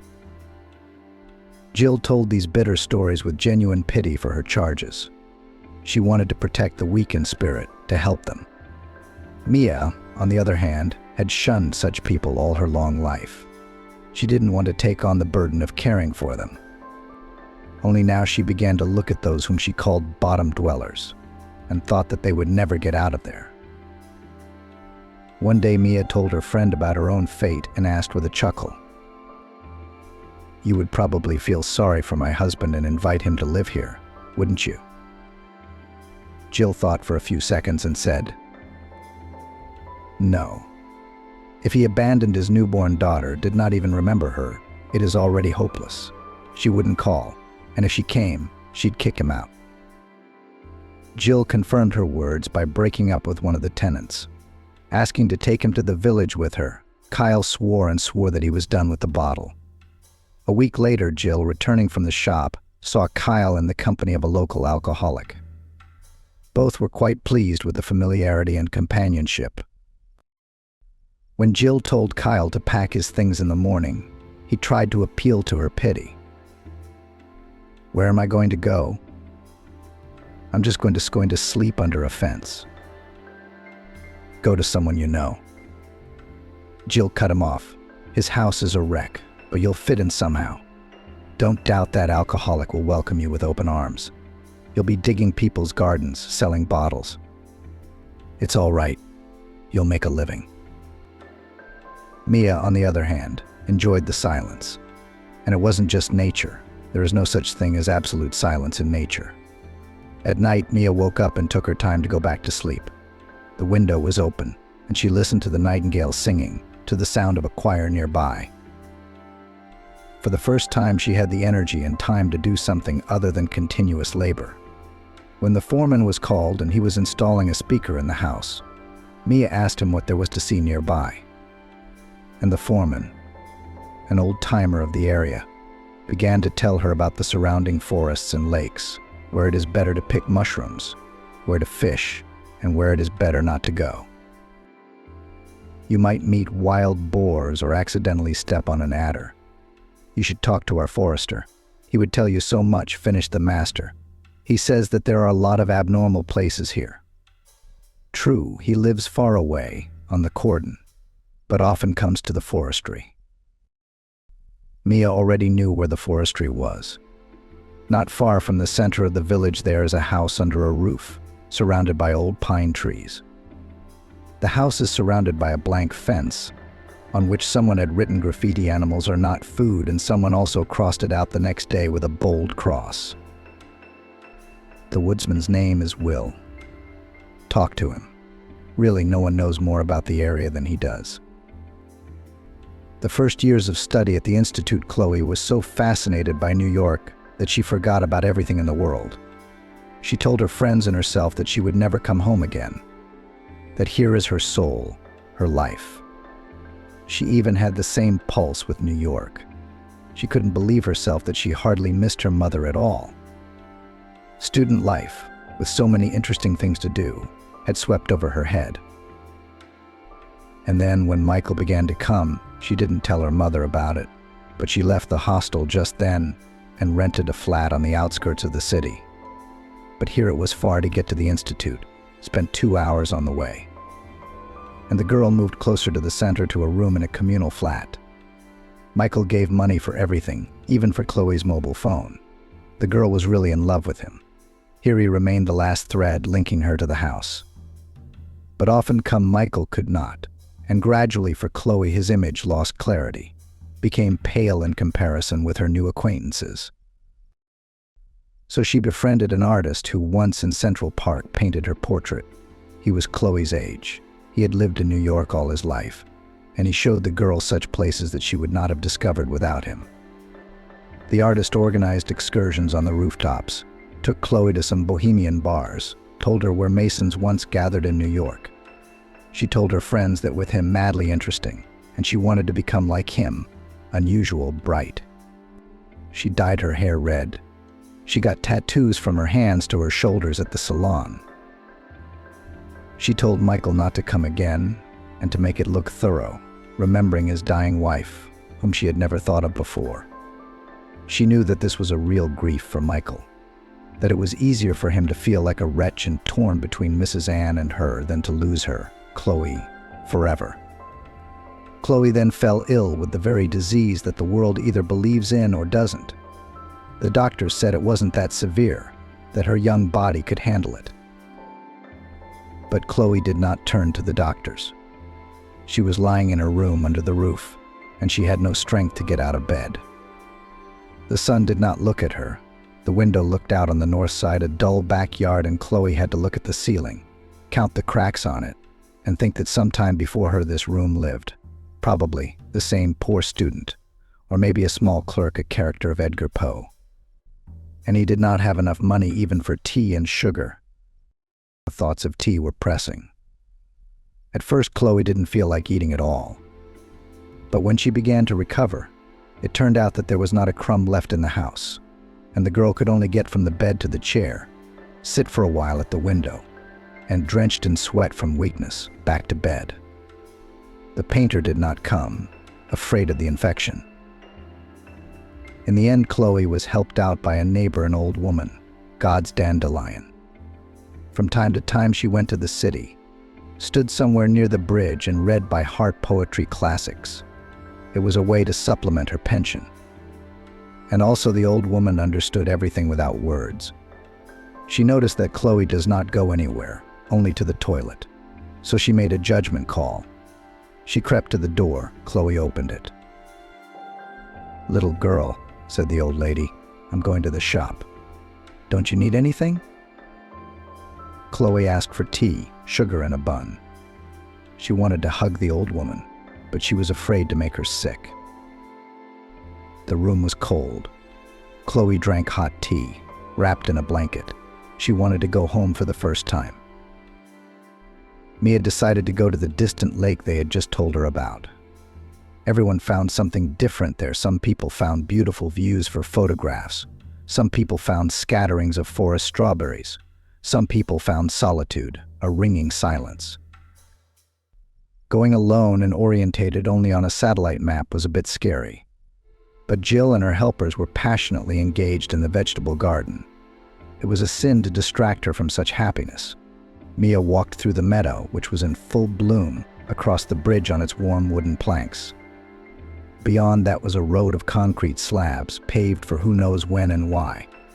The grass was already thick between the slabs, and sometimes the concrete was lost in it. Mia was reminded of the road to nowhere, a book by Alexander Green that she had read as a child. Mia knew that she had gone far away from people already, and she didn't want to meet anyone, neither man nor beast. Because who could be more defenseless? An old woman who didn't even have a stick in her hand. And when she heard dry, like distant gunshots, sounds behind her, she turned round hurriedly. A rider was traveling along the same road, a man on a tall, naked horse. Mia hurriedly stepped to the side, giving way to him, but the stranger pulled on the reins and asked her, "Are you all right? Are you not lost?" She shrugged her shoulders. How can one get lost out here? She turned round tiredly and walked along the same slabs. There's only an abandoned village about 5 kilometers ahead. You're going that way, aren't you? Excuse me, but who are you to ask questions? He seemed surprised that he wasn't known. I'm going back home to the cordon. I'm the ranger here, Will. Mia nodded. I'd been told about you. I even wanted to look you up if I could. Said no one knows the area better than you. Did you just move here? They walked side by side. Will was in a hurry and led the horse. Mia asked him what there was to see in the neighborhood. What's there to see? He answered her question with a question. The people here already know everything, and among the holiday makers there are more often amateur fishermen. They should first of all find out what and where they catch, and whether it is far from the lake, and whether it is possible to get there by car, and show on the map whether there are snakes there. And the most interesting thing is to tell children. Why? Will said. Because they just believe. They believe what I believe. It's a legendary land, really. They've even tried to explain it all scientifically. And what have you seen? Will glanced at her, as if checking to see if she was going to laugh. Sometimes there are paintings in the sky. The clouds get up like that, and the colors show up like that. So you look, and there's a bud above you. It's like a fantastic landscape. Another planet with purple seas, blue mountains and crimson rocks, like a mirage. And for a long time it stands there, doesn't move, doesn't disappear. Then I drop everything and look. There are caves here, connected by underground passages. They say they used to be home to bandits who robbed traveling merchants. There are some guys who climb these passages. They're hoping to find the treasure. They get lost and then I have to get them out. And then there's Soul Lake. It's like a small lake, and I don't show you the way to it, but only if you look into it. And it's not you reflected in the water, but your soul. Not always, but it happens. At some point in the conversation, Mia realized that she had long ago missed the turn to Lake Bright, which she had hoped to see. She stopped and gave Will her hand. If you're ever going to walk this far again, he said to her, come and see me at the cordon, and I'll tell you lots of other stories. Mia was used to the fact that here in the village a complete stranger might say hello to her in the street, and after a while there would be no strangers left. You go to the shop and you're bound to meet a dozen neighbors on the way. Now she began to meet Will. He came to the forestry farm several times a week, went on his motorbike, went on his horse, whose name was King. Will said he had no intention of getting a horse. But King's fate was too hard. His previous owners had kept him starved, beaten him with logs, and finally wanted to give him to the butchers. I said to them, how much will you get for him? Skin and bones. Sell him to me, so I bought him back. The horse was short-sighted back then, afraid of everything. You'd approach him, and he'd flee. He calmed down a bit at my cordon. We're friends now. But he'll never be the same again, trusting as he was. Will asked Mia to visit, and she did visit him at the cordon. It was a steep hike up a forested mountain. The two of them walked together, and Will kept Mia distracted from the hardships of the journey with conversation. But she still had to stop several times to catch her breath and gather her strength. Then the woods parted, revealing a sunlit clearing. Small birch trees grew there like grass, and there were lots of flowers. Mia felt ashamed that she knew the name of only a few of them, for these were her native places. And when she saw scatterings of wild strawberries, she couldn't resist picking them as she had done when she was a child, putting them in an improvised palm made of a fern leaf. Will's house was a big log house. Nearby, laundry dried on a rope and goats roamed. "I get a lot of visitors in the summer," Will said, "especially young guys who are interested in the paranormal. How many times they've told me that they lost their way, that their watch stopped on the way, that they walked and walked and walked, and came to a place they never expected to be." How do you feel about that? I've seen too much myself to laugh at them. What do you do in the winter? I have a snowmobile. There's a village nearby where summer cottagers come in the summer, and in the winter, it's just old ladies. And if a grandmother gets sick, they put her in a big trough, hitch it to the snowmobile, and take her to the district center, where there is a hospital. They drank tea with herbs and fragrant honey. Mia realized that Will was spending too much time with her. No one would just treat a newcomer to the village like that. But she'd long ago stopped thinking of herself as a woman to look up to. A maid aunt she had read from someone about the wonderful phenomenon of aunts these, waving to themselves, are individuals characterized by total self-denial cleaning, lugging heavy bags from the shop, cooking, feeding everyone, and all for others. These ridiculous aunts, most often overweight, with short boyish haircuts that don't suit them, with wrinkles formed by a stern expression on their faces. And you won't be stern here in the fight against life. These aunts are the salt of the earth. They provide sustenance so that others can create, dream, and fulfill their dreams. Mia thought of herself as one of those aunts. And she thought that there was only one thing ahead of her old age, which it would be good to keep on her own feet, so as not to be a burden to people. And now Will calls her to come more often and walks her home, and brings gifts different from what Ben used to bring. A tincture to rub on her tired shoulders. Too much of her life had been on those shoulders, and the pain would go away in a flash. Or a berry patch. "I'll come round," Mia promised in surprise. Jill was deservedly proud of herself. She was finding work for her charges, and now they didn't have to sit on anyone's back. Surprisingly, there was an ostrich farm in this small village on the outskirts of the town, and Jill had placed some people to look after the huge birds.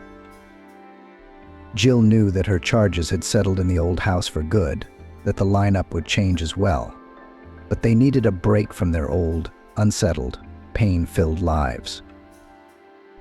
"We're having a labor and recreation camp here," Jill was saying. Mia had secretly feared when she'd brought Michael out here that he wouldn't last long.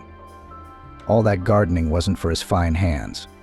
To her surprise, he never once asked to come back and kept himself busy, cutting grass, gathering wood for the bath. Surely he needed to feel that deadly fatigue by evening. It drove the thoughts away. And yes, Jill was right. The fatigue drowned out the pain. And then Michael arrived at Jill's house, unlike himself. He was glowing. "Chloe called me," Michael said. "She's coming, wants to spend the rest of the summer here." Mia, who had not been informed of her plans by her daughter, was cautious about the news. So what? Maybe she'll come with a friend of hers? With this artist they had long since parted. Chloe said that she missed me, asking me to come. Mia saw that Michael was ready to go to the city, despite the terms of the will, according to which he was obliged to obey her. "Go," she said. "Tell your daughter I love her, and I'm always waiting for her." The day after Michael left, Mia went to visit Will. She didn't warn him of her visit and went alone. It was okay if she didn't catch the woodsman at home. She would wait for him. And yet, how is he not afraid to live so far away from people? If something happens, how can he explain to the ambulance where to go? And would a car get there on these trails? Immersed in her own thoughts, Mia didn't realize whether she was going the right way. Had she lost her way? Then she definitely woke up. The forest surrounded her, and there seemed to be grass mown and some semblance of a path looping around. Scolding herself with the last words who would look for her now. The fool. Mia followed the trail and suddenly froze when a small lake opened up in front of her. Its banks were thickly overgrown and, by the looks of it, marshy. It was only possible to approach the water to where she now stood. At the very edge of the water lay a flat, large rock. Mia was hot, and she wanted to dip her hands into the water and then rub her face with them, which were cold. So she stepped onto the rock and leaned out into the lake and froze. The water was very dark, almost black, and it reflected everything: the sky with its high cumulus clouds, the tops of the trees, and Mia herself. Only it was not a tired middle-aged woman, but a young girl, a lush braid the color of ripe rye hanging over her shoulder, a clear oval face. It was the way she had once been and still was in old photographs, and beautiful, large, and a little frightened eyes. The girl reflected in the water was a beauty. Life had not yet turned her into a fiery horse, had not tormented her with deceit and disappointments. This girl believed in goodness and waited for love. For a long time, Mia looked at her own reflection. Gradually, she began to identify herself with the one who at first seemed a stranger to her. "I've had enough of your sluggish Vanka," objected by disgruntled wife. MP4. Caroline and Michael had known each other since high school. The young man was a few years older, so at that time he didn't consider her a young schoolgirl at all. Caroline, on the other hand, looked at him every time she saw him. Once she even dared to confess her feelings to him. Michael was very pleased by this act, but it did not cause any mutual feelings. He did not take Caroline's words seriously, as he thought it was just a childish crush. At that time, Caroline considered herself a very mature girl, who was in the 8th grade at that time. She believed that she and Michael had a small age difference, and somewhere in her heart she hoped that he would invite her to his graduation. However, time passed, and the young man still continued to remain silent. And then Caroline decided to come to his graduation on her own in the hope that when he saw her, his heart would immediately inflame with love. Then she packed like it was her prom night. She spent all her saved money on a new dress that would resemble a princess dress. A classmate had given her beautiful hair and makeup. Even though Caroline was in 8th grade, she already looked like a beautiful formed woman. Her breasts and hips were rounded and her waist was slim. When Caroline put on her dress and walked up to the mirror, she couldn't take her eyes off herself. The red silk floor-length dress with open shoulders sat perfectly on her figure. Brown curls fell over her shoulders and chest. Her friend paid special attention to Caroline's eyes. She decided to emphasize them with such a makeup technique as smoky eye. This look made Caroline feel a little more grown up. She no longer looked like a little girl. In front of the mirror stood a beautiful young woman. When it was time to go out, Caroline felt a little nervous, so she decided to take her friend Emma with her, who did her makeup and hair. The girls walked to school holding hands. Emma kept telling Caroline that she looked ravishing, and today she would get her Michael. At the school, the girls saw a huge number of people who had gathered to watch the graduation farewell number. The girls' classmates and parents were there. Caroline didn't care who was around her. Her eyes were constantly on the lookout for Michael. She wanted him to see her as soon as possible and give her a few compliments. When the girl realized that her lover was nowhere to be found, she decided to go around the school. She knew that high school students gathered around the corner to smoke. That's where she headed. As she neared the corner of the building, she saw Michael with his strong, masculine arms around some girl she didn't know. Could it be a sister? No, it can't be. Never would a brother hug his sister like that. And what does he see in her? Why doesn't he notice me at all? Who have I been trying for? Caroline thought. The girl didn't know what she should do. On the one hand, she really wanted to appear from around the corner, to come up to Michael, to congratulate him on graduation. But on the other hand, she realized that she wouldn't be welcome. The two of them had run away from everyone to cuddle here. So they didn't want to see anyone. Tears came to her eyes, and there was such a squeezing feeling in her chest that it was very hard to breathe. Caroline couldn't do anything about her emotions, so she picked up the hem of her dress in her hands and ran out of the schoolyard as fast as she could. At this time, Emma stood in the square and searched for her friend with her eyes. Emma, at some point, even started to feel worried because her friend had been gone for quite a long time. In the distance, she saw the silhouette of Caroline running as hard as she could. Fear lurked inside that something was wrong, and Emma ran after her. "Caroline." "Wait," Emma shouted at the top of her voice. "Stop," I said. The girl grabbed Caroline's arm, turning around to face her. "What happened?" "Nothing. It's just business as usual," Emma said in a frustrated voice. "I don't understand why I thought Michael would ever pay attention to me." "What makes you think that?" "Maybe because you're a very pretty girl," Emma said. "Tell me what happened." "I was just looking for him. I remembered that he and the boys often went behind the school to smoke. When I got to the corner, I saw him hugging some girl. You know, it's just some other girl. Why her and not me? I'm always in front of him, trying to look pretty. I even confessed my feelings to him. He couldn't even take it seriously. Tell me, do I look like I'm joking?" "First of all, Caroline, there's nothing wrong with you. I never thought your feelings for Michael could be fake or a joke. If you didn't realize that, then you have to think about the fact that he's a fool. Well, only a fool would miss a girl like you. Secondly, I can only assume that Michael didn't take you seriously because we're 3 years younger. Maybe when we're 25 and he's 28, the difference won't be so obvious. I'm asking you not to feel bad, because there will be men in our lives that Michael can't even match." "Don't you dare say that. You don't know him at all. Do you know what a kind, sweet, decent, funny, strong, manly man he is? I could go on and on about him forever. You can talk about him your whole life, but it won't change the fact that he's cuddling with some girl right now," Emma said, realizing that the words would hurt her friend. Caroline's face changed instantly, and tears came to her eyes again. She felt like Emma had betrayed her.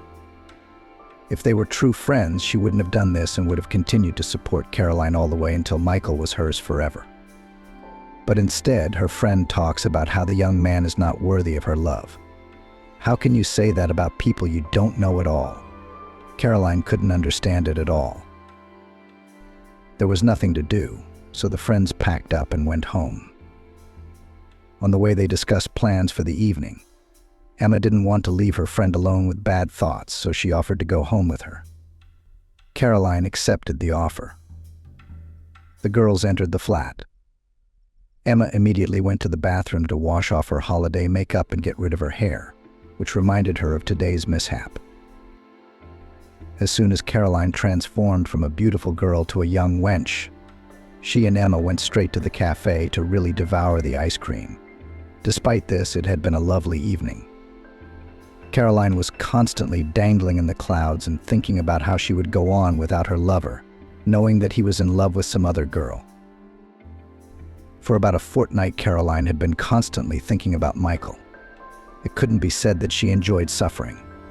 In her dreams, she imagined the young man coming into her room in the middle of the night, lying down in bed and holding her in his arms. On top of that, she constantly had dreams in which Michael would whisper his love to her, talk about how beautiful she was, and make excuses about those hugs with the girl. Caroline wanted it to be that way. She had seen her lover a few times at the mall, and when she had said hello to him, she had heard a short, "Hey babe," in response. After saying that, she wanted to cry because she realized that you can't say hello like that to someone you have a soft spot for. At some point, Caroline realized that Michael wasn't interested in her at all. She felt hurt that her friend Emma was right in what she said. Emma felt very sorry for Caroline. She tried to distract the girl from the bad thoughts that constantly visited her head, thought up a variety of activities for the evening. And at some point, Emma realized that she had succeeded in achieving what she wanted. Caroline thought of Michael less and less every day, and then she forgot he even existed. Well, at least that's how it seemed to Emma. The next 3 school years flew by quickly and easily because Michael was no longer in school, and Caroline didn't see him. She went about her business and socialized with her peers. The girl was no longer dangling in the clouds. She had no time, as she had to prepare for exams. They heard that Michael, after graduating from school, entered some institute, which was in another city. Because of that, they had never even met him in their small town. Emma looked at Caroline and couldn't believe that such a great love had left no trace. Not only had her friend stopped thinking about Michael, but she had started dating other guys. Each time, Caroline thought that this was her only love that would go with her all her life. However, the young men were dishonest. Each wanted only one thing from Caroline. All as one swore their love while trying to get under her skirt. Caroline was not ready for this and constantly broke up with them, refusing the young men. She talked about taking things slow, but they wouldn't listen to her. Each lover said that if Caroline did not agree to intimacy, then she did not love him. Each of them tried to make her feel guilty. To be honest, they succeeded. Sometimes the girl was on the verge of agreeing. However, at the last moment, she would change her mind. When Caroline stopped being so naive, she realized that she was being manipulated. The most frustrating thing was that, in her opinion, only she had grown up, not her surroundings. This was because each of her suitors made the mistakes of the previous one. It seemed as if they all stopped at the same level of development. It was then that Caroline decided that she would die an old maid. She had come to the conclusion that no man in this town was worthy of her. Emma was both happy about that decision and worried about Caroline. You and I are adults, so we should react differently to fools. Look, Caroline, you've heard it said many times that men are 3 years behind women in their development. That says you should pick an older guy, and you're still messing around with our 1-year-olds. I was walking to school the other day, and I saw Jeff beating nettles with a stick and laughing like a little kid. What can you talk about with people like that? Emma, I get it. Yeah, I've heard that you should pick a guy who's older than you, but I picked one once before. And if you remember, it didn't work out so well. Honey, there's going to be a lot more fools in your life. That's no reason to stigmatize every guy. Okay, Emma, let's put this conversation on hold. I promise you I will not die an old maid. I'm just going to try to get away from all of this right now. And do well, Caroline said with a smile, hugging her friend. That's a different conversation. I thought you were going to get depressed because of the fools. Well, on that positive note, let's go get some delicious ice cream, Emma said in a cheerful voice. Caroline felt as if she would never be able to love anyone as much as Michael in her life. Even though she didn't remember him anymore, she still had that feeling in her chest. She had to take her final exams ahead of her, which at the moment was causing her difficulties. She had been sitting all evenings at her textbooks and solving problems in her hated maths. Caroline was very tired. She could afford to take a walk with her friend on rare free evenings or only on weekends. Such time was especially valuable because she was able to distract herself from all the thoughts that haunted her. As the end of the school year drew nearer, Caroline began to worry. Sometimes it seemed to her that she would fail all her exams and would have to go to a vocational school. Frankly, that was her biggest fear. Her parents always had high hopes for her, so she tried to never let them down. On the days when she had to take her final exams, Caroline remembers only the moments when she entered the classroom as a blur in her mind. After that, it was like she was in a vacuum. God only knows how she solved all the problems and wrote the essays. However, despite such great anxiety and excitement, the girl managed to pass the exams with good and excellent marks. These results were enough to enter the Polytechnic University. By that time, Caroline had not yet had time to decide on a specialty. and therefore went to study only to have a diploma of higher education in her hands. She realized that in the future she would in any case receive additional education when she could decide on the profession she wanted to work in for the rest of her life. In her first year, Caroline was very sad that her only best friend Emma had left for the regional city. She was used to her friend always being around and being able to come over at any moment. However, now they only saw each other a few times a month when Emma came to her hometown for the weekend. Despite this, Caroline had developed quite a good relationship with her classmates. Caroline herself did not expect that she could become one of the most popular girls in the institute. One day she was preparing for her maths class. She quickly read through the notes to refresh her knowledge when she suddenly heard someone calling her from behind. Turning round, she was taken aback. "Swan, is that you?" Smiling broadly, Michael, who was standing a metro away from her, said. Caroline could not believe her eyes. In front of her stood a ghost from the past, which had completely discouraged the girl from believing in true and pure love. She felt both joy and anger at the same time. She was ready even now to throw herself on his neck, to kiss him and tell him how much she loved him all these years. And at the same time, she wanted to hit him for coming to ruin her life again. "Why don't you say something? Standing up like a stranger. Have you forgotten how you told me how much you loved me?" "That was a long time ago, and it wasn't true." "Hello, Michael. I heard you were studying in some other city. How did you end up at our institute?" Caroline asked with coldness in her voice. "I missed our town. I decided to transfer in my final year. It's the same speciality. The teaching here is no worse than in the region." "Well, to be honest," Michael said in a calm tone. The bell rang in the building, signaling the start of classes. Caroline started to get ready, but Michael grabbed her arm and asked her a question. "Maybe after school we could have coffee in the square across the street." Caroline was numb to the suggestion. She wanted to hit the young man to make him feel the way she did more than 3 years ago. She couldn't do that because somewhere in the back of her mind all these years she had dreamed of meeting him. Then she decided to take a chance and say yes. Just after the end of the pairs, Caroline was coming down the stairs and saw Michael waiting for her in the lobby. He was talking to some upperclassmen.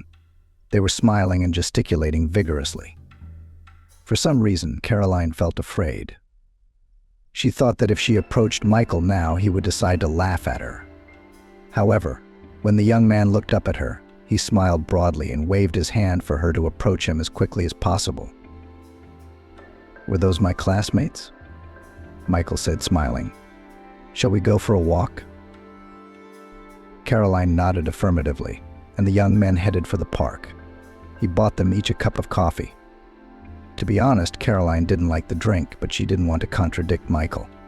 He talked a lot about studying at the institute in another city, about student parties. Caroline walked beside him and listened as if mesmerized. She didn't care what he was talking about. It was enough that he...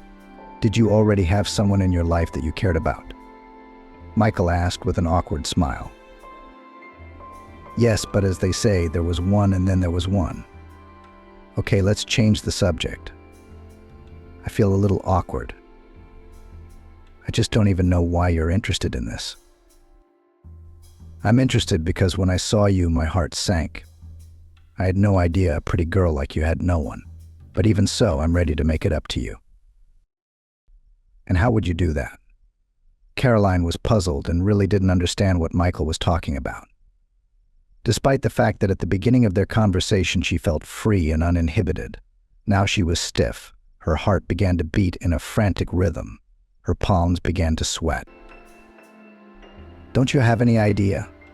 I was just wondering if I was the person you cared about. There's a reason you confessed your feelings to me.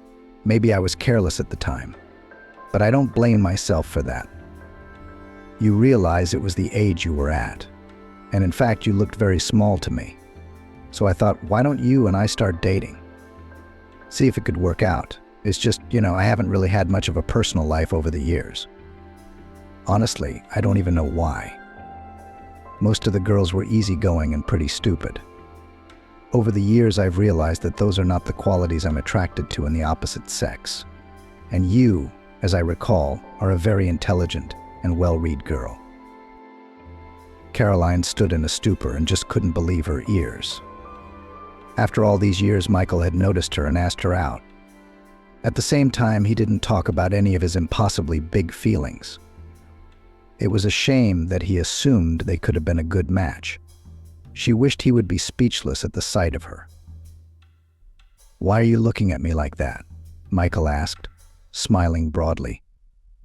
"Look, but we're adults. I promise I won't hit on you. Let's give it a try. What if we really do make it work? Now, I could ask myself the basic question of whether you like me. But I know it's going to stump you, and you won't be able to answer it because you don't think there's a right answer. If you answer in the negative, then you're lying to me. And if you answer in the affirmative, it could mean you're horny for me.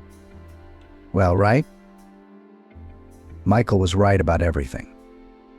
In fact, if he had asked that question, Caroline wouldn't have been able to answer it. Two opposing feelings were battling inside her. On the one hand, it was the all-encompassing love that had made her refuse to meet and date men all these years. And on the other hand, it was the resentment of the same girl who in the 8th grade saw her lover in the arms of another. In addition, Caroline noticed that the young man's conceit was quite overstated. It made her want to put him down a little, but she loved him so much that she agreed to his proposal. And it had really worked out. Michael and Caroline started seeing each other every day. They walked in parks, went to cafes, to cinemas. The girl felt really happy and thanked God that he brought them together again. Caroline was a rather mature, pragmatic girl, so she did not put big bets on this relationship. It seemed to her that they wouldn't last more than a few months. She had prepared herself in advance for a negative outcome, but despite all this, she enjoyed the time they spent together. Caroline's assumptions were not confirmed. No one realized what Michael and Caroline could possibly have in common. But despite this, they loved and enjoyed each other against all odds. The girl was very jealous of her lover, since so many girls in the institute looked at him. Michael was a little amused by such a reaction of his girlfriend. He was not going to cheat on her, and she realized it herself. Caroline could not charge Michael with anything, but she was not averse to pulling out the hair of her rivals. The young man very beautifully courted his girlfriend, gave a variety of gifts, arranged surprises. Before that, he lived by the principle that a woman loves ears, so he very often told his beloved compliments. Caroline seemed to melt from his words. To tell the truth, she was ready to give herself to him from the very first day of their relationship.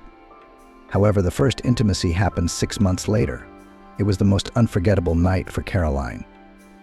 Michael turned out to be a very tender and sensual lover.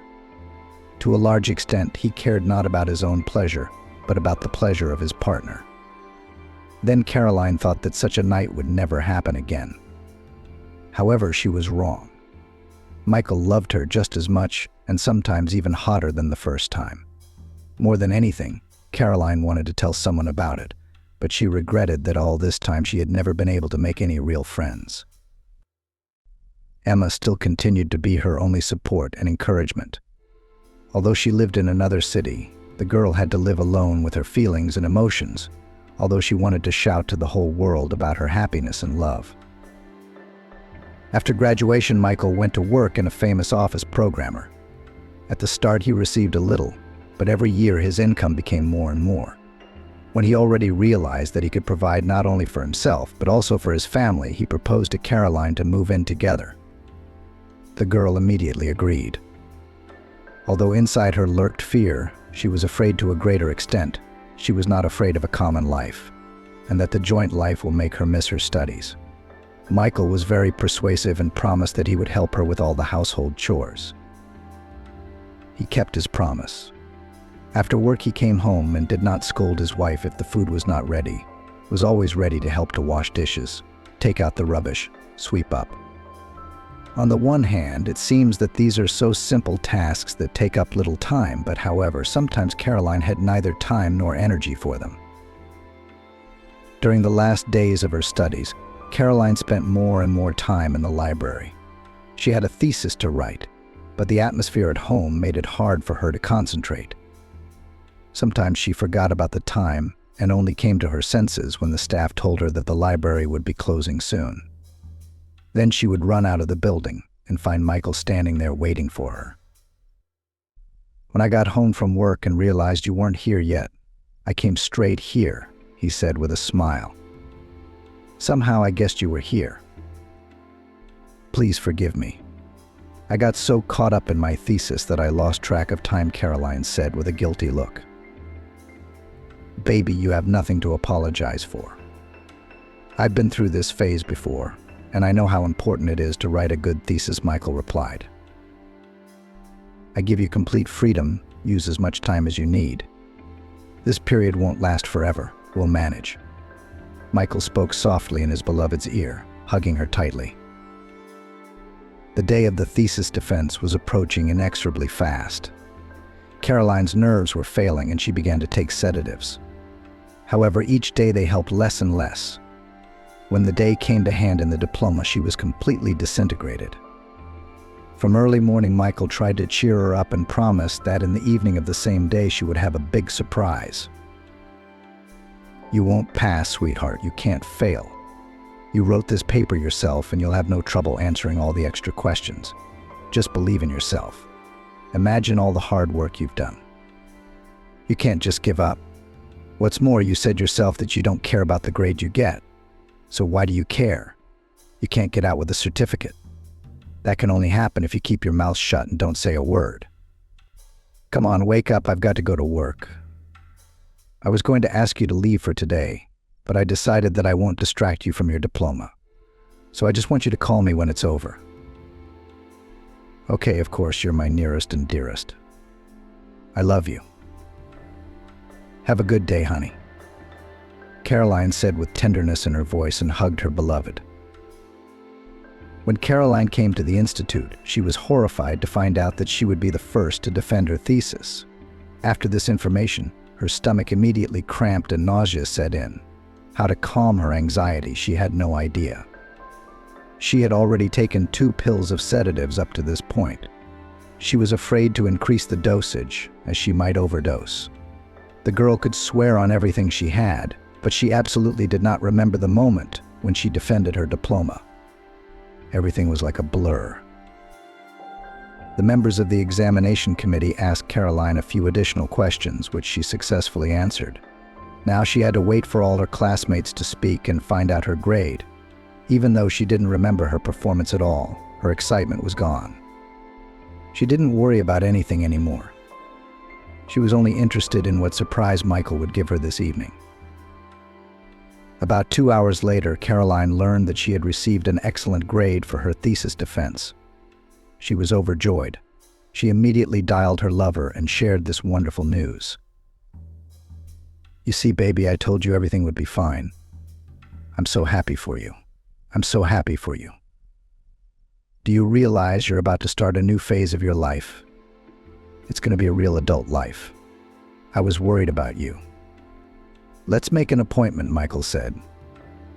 After that, he told Caroline that he would wait for her right after his work in one of the shopping centers. The girl assumed that this way they would celebrate her graduation from university. Perhaps they would go shopping, or maybe they would go to some restaurant. And Caroline did not know how to dress properly, so she chose something more solemn. Finished with her makeup, she immediately hailed a taxi to go to the meeting place. As she pulled up, Caroline noticed Michael standing at the entrance with a bouquet of flowers. They were her favorite daisies. The girl adored the wildflowers, their fragrance that filled the whole room, and how long they stood in the vase. The young man gave his beloved a bouquet, hugged and kissed her tenderly. "You look just amazing. How did you know that I would invite you to the restaurant?" Michael asked. "Are we going to a restaurant?" Caroline asked with feigned surprise. "Of course, I couldn't leave my favorite girl without a party. It's your day, and it's all about you," Michael replied. The young people headed to the shopping center and went to one of the best restaurants in the city. It was located on the top floor. The distinctive feature was the panoramic roof. It was especially beautiful here at dark, with stars peering out and winking from every direction. Caroline especially liked the fact that the restaurant had a lot of live plants, while most of the competitors used only artificial ones. It gave a special cozy atmosphere. After a delicious dinner, Michael asked the waiter to bring dessert. Caroline objected, talking about the fact that not a single gram of food would fit into her anymore. However, the young man was very persistent. The girl gave in and ordered her favorite tiramisu. When the waiter brought their order, Caroline told Michael about something carefree and did not notice anything around her. As soon as she remembered the dessert, she immediately picked up the spoon to break off a piece and put it in her mouth. However, her hand froze a few centimeters away from the plate. In the center of the dessert, in a turret of whipped cream, was a beautiful ring with a large stone. Michael wanted to wait for any reaction from her, however, she was afraid to even move. The young man noticed the coming tears in her eyes and immediately got off his seat and got down on his knee. "My sweet and dear Caroline, we have been together for a long time. I am grateful to fate for bringing us together all these years. My only regret is that back then, when you were 14 years old, I didn't believe your words when you spoke of your feelings for me. I am so sorry that we lost so many years. I'll be honest, I was purposely waiting for that moment when you graduated from the institute. Now I want to ask you one thing. Will you marry me?" "Yes, yes, of course, yes," exclaimed Caroline to the whole restaurant and jumped up to hug her husband. All around, all the customers applauded, began whistling, congratulating the young couple. "You are the man of my life. I fell in love with you as a little girl and I continue to love you. Only my love grows stronger every day. I love you, my good man," replied Caroline. "You see how it turned out. A few years ago you didn't want to start dating me. I remember. Somehow you doubted that our relationship would last. Somehow I was already convinced that we'd be together forever." It was the second happiest day of Caroline's life. We decided not to postpone the wedding, and the next day we went to the registry office and filed an application. The date of marriage registration was set in a month. This suited the young people, as they did not want a lavish celebration.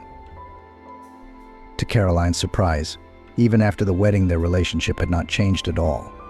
They were still as close and loved each other. The newlyweds always indulged in love at the first opportunity. When Caroline told her friend Emma about it, she expected her friend to be happy for them. However, Emma always asked some uncomfortable questions and demanded answers. "How can you talk so excitedly about sex with your husband when you haven't tried it with anyone else? Tell me, don't you just feel bad that you married your first man? I, for one, could never do that. You should have found another man after he proposed to you. You have to compare the two, you know." Caroline was very hurt by such words. She didn't understand her friend's consumerist attitude towards men. The girl was completely satisfied with their intimate life with her husband. How can you have sex with someone else if you love and want only one, she thought. What pleased her most was the fact that Michael always proved to be unresponsive. He was only too happy to be in bed with his favorite woman. So Michael and Caroline lived for 3 years. And after that, in the life of a young man, there was a tragedy that changed his life completely. One of the days on his phone received a call. When Michael answered it, his face immediately contorted with a grimace of grief. Caroline stared at him without taking her eyes off him. At that moment, she still didn't understand what had happened and couldn't help him properly. The young man continued to hold the phone to his ear, and tears welled up in his eyes at that moment. His jaw was clenched, and it showed that he was trying his best to fight all his emotions. If Caroline hadn't been there, he probably would have slumped to the floor like a 5-year-old, but he wasn't used to showing weakness, especially in front of the woman he loved, and he couldn't fight his emotions. "Michael, what's wrong? Who called you? Are you nervous?" Caroline asked. She had no idea what could cause her husband such emotions. The hospital called. Grandma's dead. The phone fell out of Michael's hands and shattered. When he said out loud what he had heard, he couldn't contain his emotions. And he cried. "What are you talking about? Why are you alone?" Caroline tried to reassure her beloved husband. "At least you have me, and at most you have your beloved. You've got your friends, your parents." "Yeah, I've got you, I guess, and all my friends one day and gone the next. My parents never needed me. They gave me to my grandmother from the day I was born. She was the only person on this planet whom I loved with all my heart and soul, and was grateful for everything she did for me. I don't know how to move on." Pain settled in Caroline's soul. The feeling was brought on by Michael's words. She was hurt because he was talking about how Grandma was the only person he loved and was grateful to. Didn't she deserve the same words for herself? Caroline silently tried to reassure her spouse as she inwardly nurtured all these questions that were popping up in her head. She had done a lot for them too. She too had tried and loved him with all her heart and soul over the years. The girl realized that this jealousy was unfounded. One should never be jealous of one's loved one's relatives, much less the dead. She hoped that Michael would need at most a few weeks to come to his senses and return to his former state. She tried not to bring up topics that would make her spouse feel heartache again.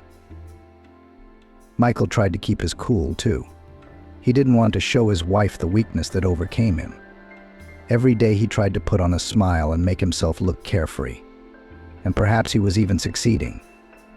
However, inside he was burning resentment at this imperfect world. But to others, their couple had not changed in any way. They still looked loving and happy. And only the sadness in Michael's eyes gave away his real state. Caroline was also glad that her beloved husband was slowly returning to his old life. And everything seemed to be the same as before. However, the girl noticed that there had been no intimacy between them for a long time. After this realization, Caroline wanted to meet her husband after work as usual in beautiful lace lingerie and a silk dressing gown, but after a little thought, she decided that it would be inappropriate. If at this point Michael had a desire to make love to his wife, he would have had it long ago. However, he was being passive, and then Caroline decided not to touch him for the 40 days that are set aside for mourning. When that period had passed, nothing had changed. Everything remained the same. Michael lived a monotonous life. He came to work, completed his tasks, and went home. At home, there was a delicious and hot dinner waiting for him, after which he and Caroline would fall on the sofa and they would watch TV. And it was always like that. Caroline was getting nervous that she couldn't get what she wanted from her beloved Michael. She had become much more affectionate in her grooming of her spouse, wagging her tail like a sly fox. But except for his kind, sweet smile, she received nothing. Because of the lack of intimacy, the girl began to think that Michael had a mistress. Michael was much harder than it seemed. The fact is that immediately after receiving the news of his grandmother's death, he began to notice various changes in his body. His appetite decreased many times over. There were days when he ate nothing at all because his stomach did not want to take it. Periodically, those around him noticed that his eye was twitching. From the look of it, many people thought he was nervous. Although he was in a calm state, his hands would also shake periodically, as in Parkinson's disease. But there was another problem that bothered Michael the most. It was that he had stopped wanting his wife. No, he would have phrased the problem differently. He had stopped wanting any kind of intimacy with women. His body did not react in any way to the beautiful curves of Caroline's body, which used to be so desirable that he could not contain himself. What frightened the young man was what he realized Caroline was waiting for him to act. One had to be a fool not to realize that the girl did not undertake any manipulation, just because of the fact that there was grief in the family of her beloved. She waited as long as she needed to. And all the while, Michael hoped that his body would start working again like it used to. However, the days passed inexorably fast, but nothing changed. The young man realized that Caroline's patience was not infinite. Sooner or later, she would have the conversation he wanted to avoid, That's when Michael got the idea to see a doctor. He didn't like going to the doctor, even when he was really sick. Right now, he didn't feel at all like telling a stranger about his problems, even though he might be able to help. It was too intimate for Michael, but he couldn't find any other way out. When Michael entered the doctor's office, he began to absent-mindedly shuffle from foot to foot. The doctor was used to this reaction of men, so he calmly invited him to sit down. "You understand, if you keep quiet, I won't be able to help you," the doctor spoke after several minutes of Michael's silence. He understood how difficult it was for all these men to talk about problems. However, the appointment was on time and the queue could not be delayed. Michael took a deep breath, closed his eyes, and blurted it out. He realized that his lack of desire was entirely due to the stress he had received. That's why he immediately spoke about the situation. As he talked, he sat with his eyes closed the whole time, ashamed to open them and look at the doctor. "Michael, listen to what I can tell you," the doctor began to speak after he had gathered the history. "I don't think you need to worry about your situation, as this reaction of the body to stress is considered quite normal. You know, I used to think so too, but it's been quite some time now. The functions haven't all returned. If this had happened a week ago, I wouldn't be sitting here today. I think the problem is more serious than you're describing." Michael began to object to the doctor's words. No, I assure you, you don't have to worry about anything. Most people tend to think that these reactions should resolve themselves within a week or two. But there are cases where the dysfunction can persist for months, or even years, the doctor said. "I am a married man, and I understand your situation and your worries. The only thing I can advise you at the moment is to take special pills before sexual intercourse. But these same drugs are not a cure. They were created by scientists for old people." "I'm still 30 years old," Michael objected. "No. And you're suggesting that I fulfill my marital duty with these pills? I'm beginning to question your qualifications." Michael was getting nervous because this was not the help he had hoped for. "Believe me, if I wasn't qualified, I wouldn't be here," the doctor said. "If you want to speed up the recovery process, you should also take a course of anti-anxiety medication. If you have not regained function after such a time, it means that inside you are still experiencing the loss of your loved one. This is normal, but sometimes it crosses all boundaries of reason." The doctor wrote Michael a prescription. "Now, these are the pills you'll need to buy at the pharmacy. The last ones on the list will help you feel like a real man in bed with your wife." Michael snatched the prescription from the doctor's hands, did not say goodbye, and quickly left the office. This was not the kind of help he had hoped for. Walking to the nearest public garden, the man took out his phone and went online. He was convinced that he could do himself more good by self-medication than by these pills prescribed by the doctor. On one of the internet pages, Michael saw an advertisement for a special dietary supplement for male strength, relatively inexpensive, and from the reviews it was clear that it is completely safe and cannot harm the body, as it contains only natural components. For Michael, this drug turned out to be a real salvation. He was sure that after it, immediately all functions would be restored. Therefore, he immediately placed an order. Now it was only necessary to wait. Managers warned Michael that the dietary supplement would be delivered within a week. The man did not think that the delivery would take so long, so he began to worry. All this time, Caroline had been hanging around him like a fox. He didn't know how to get away from her. Michael came up with various excuses, in the truthfulness of which sometimes he himself did not believe.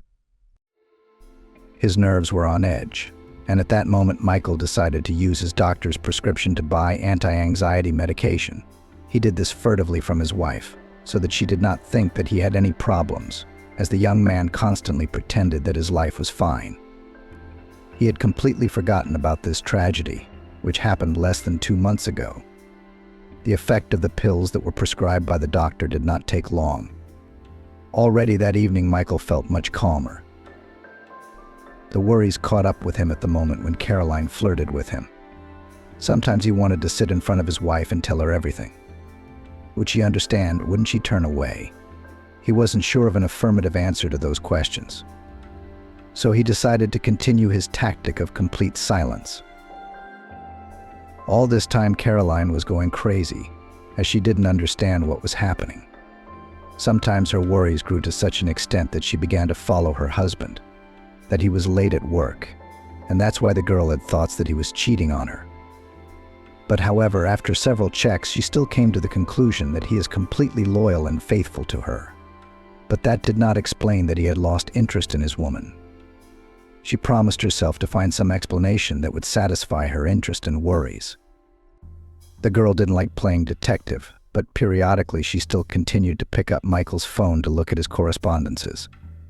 She supposed that the mistress didn't necessarily have to be from his work. Perhaps a woman from another city altogether. Each time the phone ended up in her hands, she found nothing. When Michael entered the room at those moments, Caroline felt very embarrassed. Caroline had often read in women's magazines and forums that when there was a rift in a family, the spouses would sit down across from each other and talk frankly. She had pictured this picture in her head several times.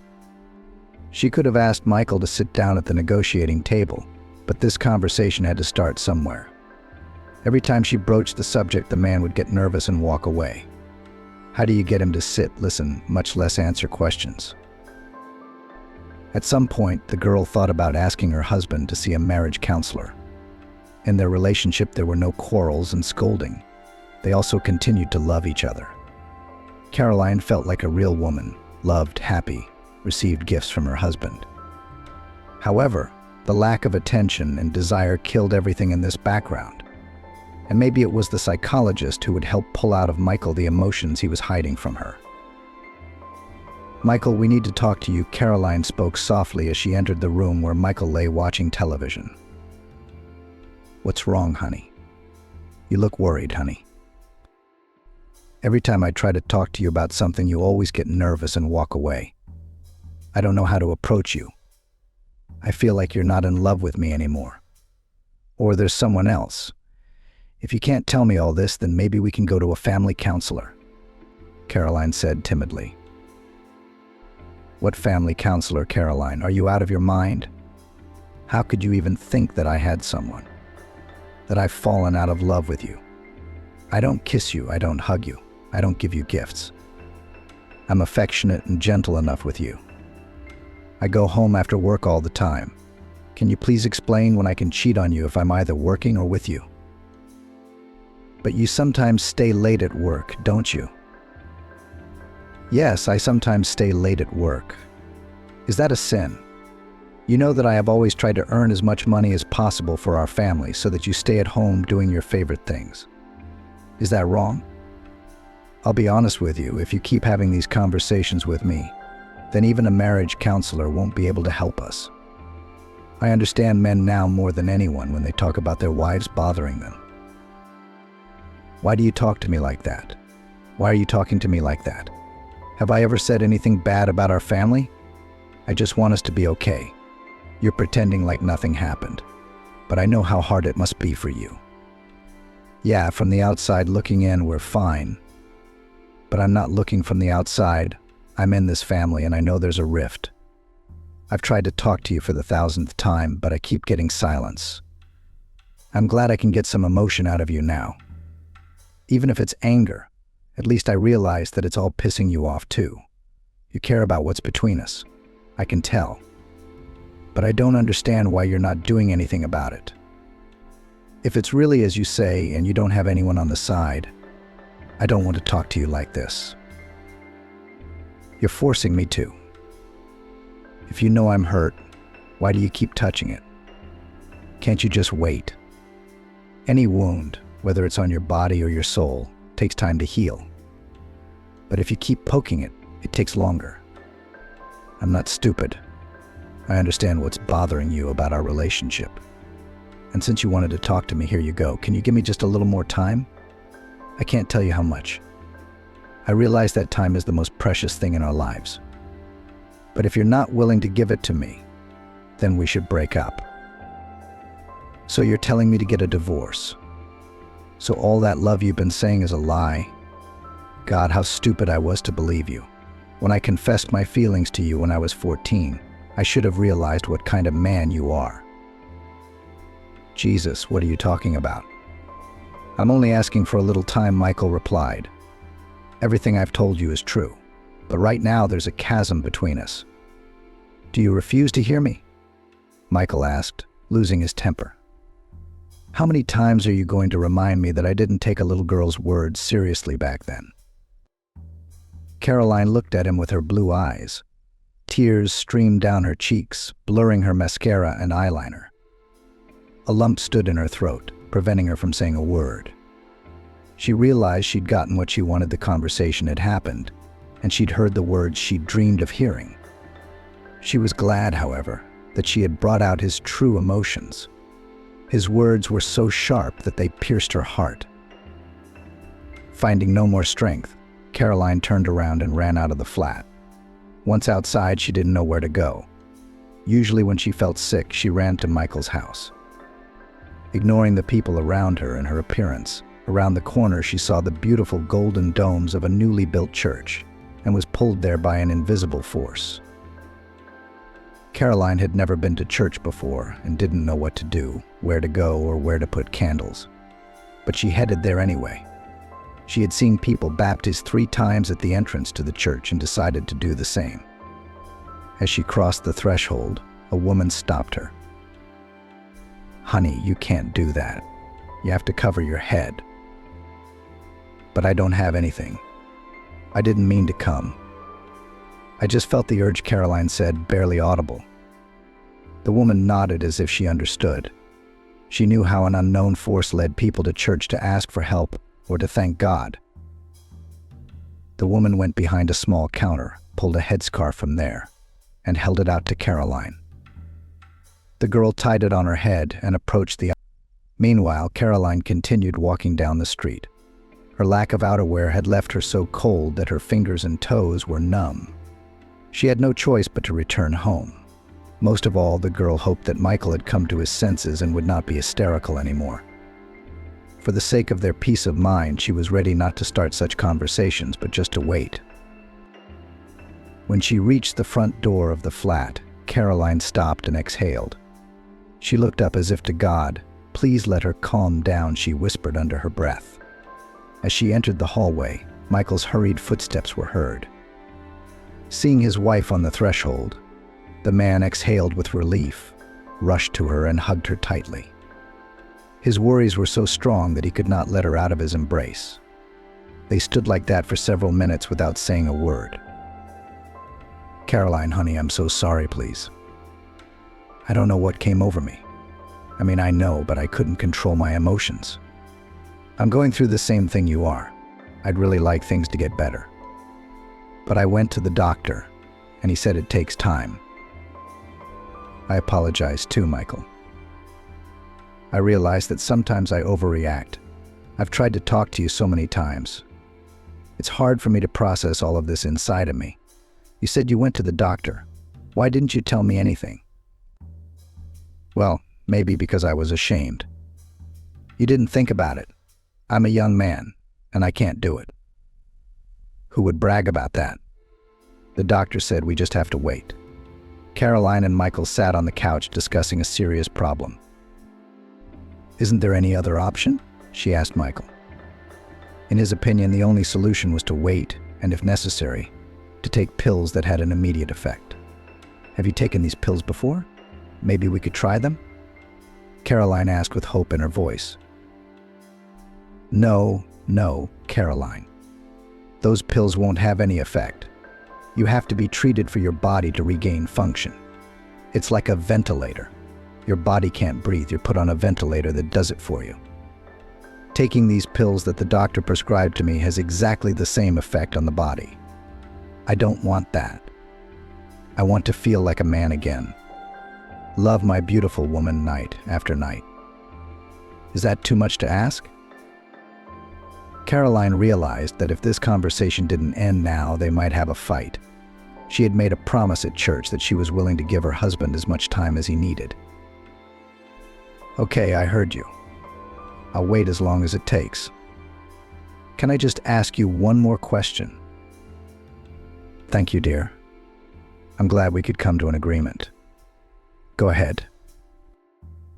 There was nothing on the dresser when I left. What's this little box? Where did it come from? When I left the doctor's office, I didn't believe what he said. I started searching the internet to find out the real cause of my condition. But on one of the sites I came across an advert for a male strength supplement. And at that moment, it seemed to me a super attractive offer. So, anyway, I ordered it. It arrived today while you were away. I'm anticipating your next question, so I'm going to answer it right away. No, I'm not going to take it. You see, it's just that it's been so long since the doctor's appointment that I've been able to accept what he said. I'm taking some other pills that I've been prescribed to calm me down. It should speed up the recovery process, Michael said. I heard you. Let me just hide it so it doesn't get in the way. Or maybe we could just throw it away. But why? Maybe we could give it to one of our friends as a joke. Caroline took the little box and carried it into the kitchen. On the way, she scrutinized it carefully, studying the composition and method of application. Even though Michael didn't want to take any more of it, Caroline decided that she knew better than he did what was best for him.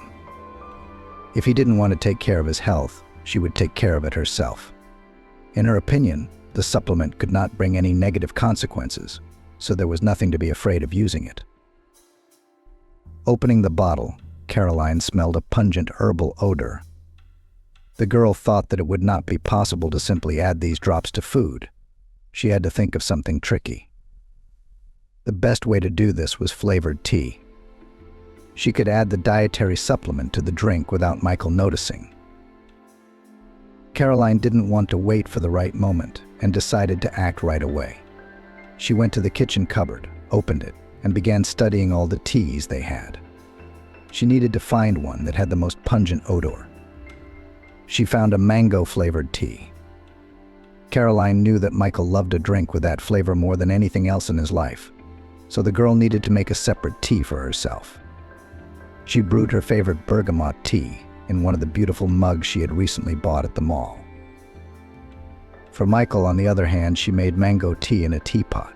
She had to be careful not to let her spouse walk in at that moment. Quietly looking around, Caroline pulled out a small vial of herbal drops for male power. As she was measuring the right amount of drops into the kettle, the vial fell out of her hands and she poured about a third of the entire volume of the supplement into the kettle. At first she was afraid that she might overdose, but then she remembered that the drug had a natural composition, which meant that it couldn't do anything bad for a person. Caroline didn't pay much attention to what she had done. She tried to catch the aroma from the drink and realized that she could only smell mango. The girl was satisfied with this result and took the drinks to the living room, where Michael was waiting for her. The young man was a little surprised when he caught the aroma of familiar tea. Caroline hadn't asked him before if he wanted tea. I decided that after today we needed to calm down, Caroline said with a sweet smile. So I made our favorite teas. I made bergamot for myself as always, and I picked out a mango one for you. Do you want me to get you something for your tea? The only thing I want for tea is for you to be with me right now, Michael said warmly, pouring tea into a mug. Caroline watched him as if mesmerized. She decided that her only mistake had been in not tasting the drink. It might not have smelled different, but the taste might have given away her devious plan. To her delight, Michael hadn't noticed anything. Caroline hoped that a larger dose of the drug would speed up its effects. Periodically, she looked at Michael, but realized that nothing was working. Then the girl moved to active actions, began stroking and kissing her lover. However, it was obvious that he was not happy about this behavior. Completely desperate, Caroline went to the bedroom to get ready for sleep. Half an hour later, Michael came into the bedroom. He lay down in his seat. Everything was as it always was. It took Michael literally minutes to fall asleep while Caroline twisted around and couldn't find a comfortable position. When she did get comfortable, she couldn't fall asleep. Her head was filled with thoughts that kept her awake. From time to time she looked at her husband. She loved him with all her heart and soul and wanted everything to return to normal as soon as possible. While Caroline sank into the realm of Morpheus, she dreamed wonderful good dreams.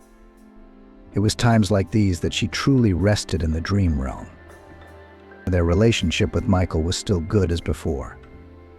The young man loved his spouse, cared for her, protected her. Caroline dreamed that they were with her husband on a yacht. A light sea breeze, the salty taste of the sea appeared in her mouth. Everything was so beautiful. However, even in her dream, Caroline realized that it would soon be over. Through the dream, she heard that Michael began to cough. When she opened her eyes, she saw that her husband was grabbing his throat, coughing and moaning. It seemed to her that he was still asleep, so she decided to wake him up. As soon as she touched his body, the man opened his eyes abruptly. The whites were completely red, with burst vessels. The coughing was getting worse by the minute.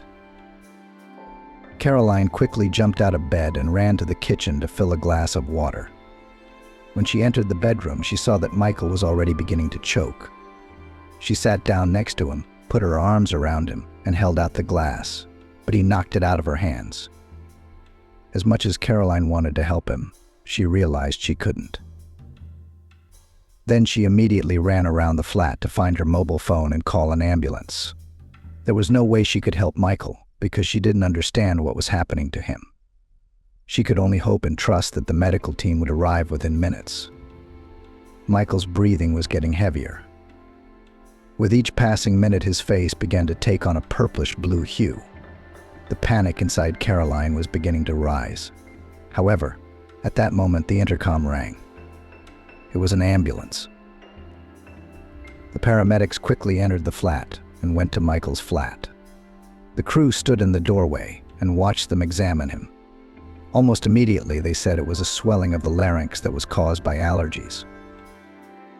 Caroline was in shock at this diagnosis because she and Michael had never noticed any signs of allergies in him before. The paramedic gave him a few shots, and then they loaded the young man into the ambulance and took him to the hospital. Caroline went with them. She could not leave her favorite man alone in such a difficult situation. The young man was immediately taken away. At that moment, a doctor came into the corridor who wanted to talk to Caroline. "Hello, I need to ask you some questions," the doctor asked in a calm voice. "Can you please tell me what your husband is allergic to?" "Good evening. I can't answer that question because nothing like this has ever happened to him before." This is the first time, Caroline said, shifting from foot to foot. "Well then, think about it and tell me, what was the most unusual thing you've consumed today? Or maybe you changed a new laundry detergent." The doctor kept asking questions. "No, it's the same. I can't tell you that we had any unusual meals. Everything he ate today he's eaten before." "All right, what about drinks? Did he drink any alcohol today? You know, sometimes a reaction like that can be triggered by red wine." "No, nothing like that. I would have told you about it." "Doctor, can you please tell me if he's feeling better?" Caroline asked. "I can't answer that question with certainty yet," replied the doctor. "The thing is that you called the ambulance late enough, so your husband is now in a serious condition. They are giving him hot shots in the treatment room. They're supposed to make him feel much better. If the swelling doesn't go down, then we'll try inhalation. But I've heard many times that inhalation is not to be used because it's addictive," Caroline objected. "So you're suggesting I don't use it and wait for your husband to die? Why die right away? You said he should feel better after the injections." Caroline didn't calm down. "If the swelling doesn't go down, then maybe we should give him more shots." She'd heard repeatedly that inhalations were addictive. Caroline didn't want her spouse to live a life of dependency. You see, there's a certain dosage that allows for these injections. If we increase it, we could overdose. And then against the background of oedema of the larynx, your husband may develop other symptoms," explained the doctor. and all of this together could hasten his demise. Is that what you're trying to do? How can you think that of me? If I wanted him to die, I wouldn't have called an ambulance, Caroline said indignantly. And why are you acting like this anyway? You're a doctor. You're supposed to calm people down. I say that because you are trying to oppose the use of inhalation, replied the doctor. Yes, I am a doctor, but I should not reassure anyone. I should tell the truth. If I tell you that everything will be fine and your spouse ends up dead, you will blame me. And why would you blame me? Because I spent all this time with my colleagues pulling him out of the woods and I couldn't? Please keep your emotions to yourself and go home. If you want to stay here, shut your mouth and keep quiet. It was not uncommon for a doctor to encounter such patients and their relatives. However, he could not develop immunity to such communication during all the years of his work. After this conversation, the man turned around and went to the treatment room where Michael was. Caroline stayed that way in the corridor. She felt that the doctor was wrong in having the right to talk to her like that. His words had crashed into her ears, and now she was constantly thinking about the fact that the risk of Michael dying was pretty high. The hot shots, as the doctor had suggested, had not helped Michael. In addition, inhalation did not have the desired effect. The doctors decided to transfer the young man to the intensive care unit under IVs. Caroline was horrified by such news. When her husband Michael was taken to the intensive care unit on a gurney, she ran after him. However, no matter how hard she tried, she was not allowed inside. All her attempts were in vain, and she was left in the corridor. It was one of the hardest times for Caroline. She couldn't understand what was causing such an allergic reaction. Their meals were no different than before. She didn't use any new cleaning or laundry products, so all possible causes ran out in her mind. She had once read on the internet that as a person gets older, they can develop allergies to pets. However, there were no pets at their home. The girl did not go home, but kept waiting in the hospital for good news. She was sure that her husband would survive and be with her. She refused in every way to believe in the high risk of a fatal outcome. At first, the doctors and nurses tried to persuade her to go home. However, when they realized it was useless, they passed her by as if she was not there. This attitude made it even harder for Caroline.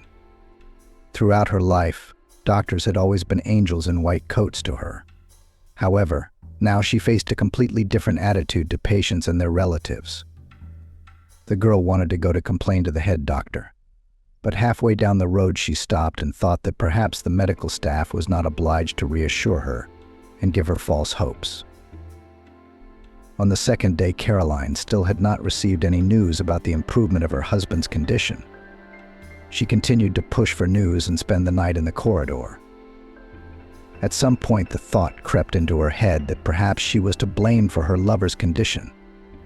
She remembered the drug she had mistakenly put in his tea. Perhaps that was what had caused such an allergic reaction. Given that the dosage had been exceeded several times over, the likelihood of an allergic reaction was increasing. The feeling of guilt did not leave Caroline throughout Michael's treatment. After a few days, the young man felt better. She was ashamed to admit that it was her fault that her husband had almost died. She decided not to tell him about it. It's strange, I've never had allergies in my entire life. You know, I read on the internet once that you can get allergies as you get older, but it was more about allergies to cats and dogs. We don't have those. Or maybe you were at someone's house that day who has pets. The girl kept lying. Yeah, I wasn't at anyone's house. It's weird. You'll have to take special tests right after you're discharged to get your allergies out. It'll help keep me out of these situations in the future. Michael was on the mend. Caroline still continued to spend the night at the hospital. She was already comfortable leaving him alone, but she couldn't afford to come to their house alone. Everything around her would remind her of the day she had made the fatal mistake. The young man was discharged after about a fortnight. During this time, he had lost a lot of weight because he had special nutrition. This was necessary so as not to cause another seizure. After the youngster returned home, Michael immediately took sick leave from work. He needed some time to recover. Caroline was all over him, trying to please him in every way. Her guilt never left her, but grew every day. She feared more than anything that her beloved husband would find out that it was all her fault. To prevent him from having such thoughts, the girl constantly pampered him with various goodies. Every day they spent all the time together. The first few days they did not leave the house at all, lying on the sofa, watching TV, playing board games. Things went back to normal. Caroline was glad that things were back to normal between them. One day, Michael decided to surprise his beloved and cook breakfast in bed. Returning an hour earlier than his wife, he went to the kitchen. He then wanted to treat Caroline with delicious pancakes and fresh coffee with jam. Michael started exploring the kitchen, looking for all the necessary ingredients. He really didn't know very well where everything was, because Caroline didn't let him anywhere near her territory. She thought that a man had no business being in the kitchen if his wife didn't work and was a housewife. When the necessary ingredients for the pancakes were found, the man started cooking. Several times he cursed loudly because the pancakes did not want to separate from the pan at all. He never understood how the cooks were so good at flipping pancakes without even touching them. No matter how hard he tried, he couldn't do it. In addition, Michael could not adjust the fire on the cooker. Pancakes burned or did not reach. Despite the failures, Michael still managed to make an impressive stack of pancakes. He thought it was an impossible task, which he managed. Yes, the pancakes were thicker than his wife's, but it was the first time he had ever cooked them. The products were lying on a beautiful plate near the window, and the sunlight was falling on them. At that moment, Michael felt like decorating breakfast. The young man opened one of the cupboards, which he thought should contain all the syrups and additives for desserts.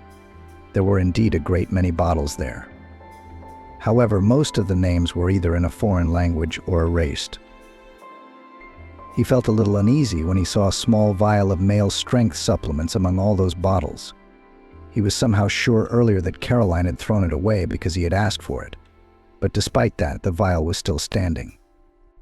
And then Michael picked it up and found that a third of the volume inside was gone.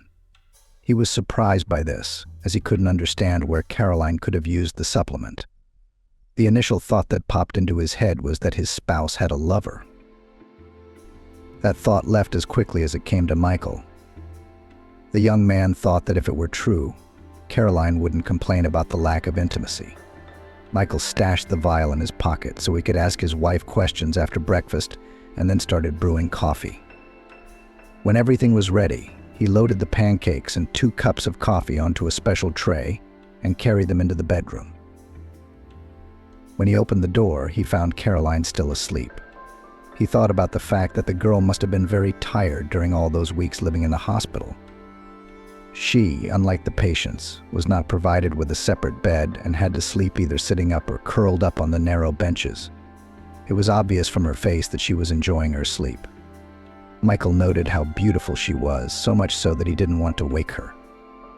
Despite this, however, the young man walked over to the bed, placed the tray on the bedside table, and leaned over to his beloved.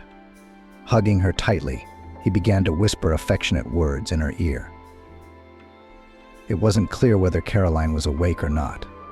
However, the corners of her lips lifted up slightly, creating a beautiful smile. When Caroline woke up, opening her eyes, she saw her husband, her lips stretched in a wide smile. She moved slightly so Michael could lie down next to her. The young man could not resist such an offer, so he immediately gave in to the entreaties. The girl enclosed her lover in an embrace and reached for him with her plump lips. The man did not leave Caroline without a morning portion of caresses and began to reciprocate. At some point, Michael realized that Caroline wanted more from him. However, he wasn't ready for that yet. It was at that moment that he decided to stop her and tell her what he had made for breakfast. "I made the pancakes myself," Michael said. "I can't believe it. In all these years, you've never made me anything. How did you do that?" Caroline asked excitedly. "Well, of course, I've never cooked before. You never let me go anywhere. Remember, I've tried to make us dinner or lunch many times, and you've always said I'll do it myself, and I've loved cooking since I was a kid. But for some reason, you clung to that kitchen and you weren't ready to give it to someone else. To be honest, sometimes it was so frustrating that it seemed to me that I was not your favorite person at all, but some stranger. Why do you say that? On the contrary, I always wanted to take care of you. You'd come home from work tired, you had a lot of big orders, after which I realized that you didn't want to do anything, and you'd rush into the kitchen to make dinner. How could I let that happen? I'm a housewife, so I have to do everything myself. It's precisely because cooking calms me down. I'm chopping something up, slow cooking on the cooker. With each clatter of the knife against the board, it's as if the anger is released and the fatigue goes away. I didn't understand what you wanted, what was best. I tried to tell you that it wasn't hard for me, but you wouldn't hear me. For some reason, you got it into your head that I was tired, and therefore I should lie on the sofa. For a few more minutes, the young people argued among themselves about who should cook. Despite the fact that Caroline was completely against Michael going near her kitchen, she did tell him that she would give him her space a few times a month to make them happy with a delicious meal. After that, the young ones proceeded to breakfast. When Caroline put the pancake her husband had prepared into her mouth, she melted with pleasure. It was so soft and buttery that she didn't need to chew it at all. It melted in her mouth. When she decided to drink it with coffee, she mixed up the mugs. She never drank hot drinks with sugar, because she thought that sweeteners spoilt the flavor of the drink. So when she took a sip from Michael's mug, she immediately blinked as if she had eaten a slice of lemon. At that moment, Michael laughed. It seemed to Caroline that this was one of the best days of her life. In her opinion, she and Michael had never been able to spend so much time together. They were devoted to each other. When breakfast was over, Michael decided to ask his beloved a few questions. "Sweetheart," he said, "I realize this isn't a good time, but you know I can't wait until tonight or tomorrow." "What's wrong?" Caroline sounded worried. She immediately began to go over in her head the points at which Michael could be having a serious conversation. However, nothing had happened recently. "You see, I was making breakfast today, and I didn't know where all the groceries were," Michael explained. "So I must have searched all the cupboards. And when I opened the cupboard where the syrup should be, I saw this." He handed Caroline a small vial of the male enhancement product. "I noticed that there's about a third of it missing," Michael continued. "You may not want to talk about it, but I can't live with the idea that you're somehow taking this stuff. First of all, I'm curious. And secondly, I'm worried." "I don't know," Caroline replied. "Maybe the lid was loose, and it was spilling out.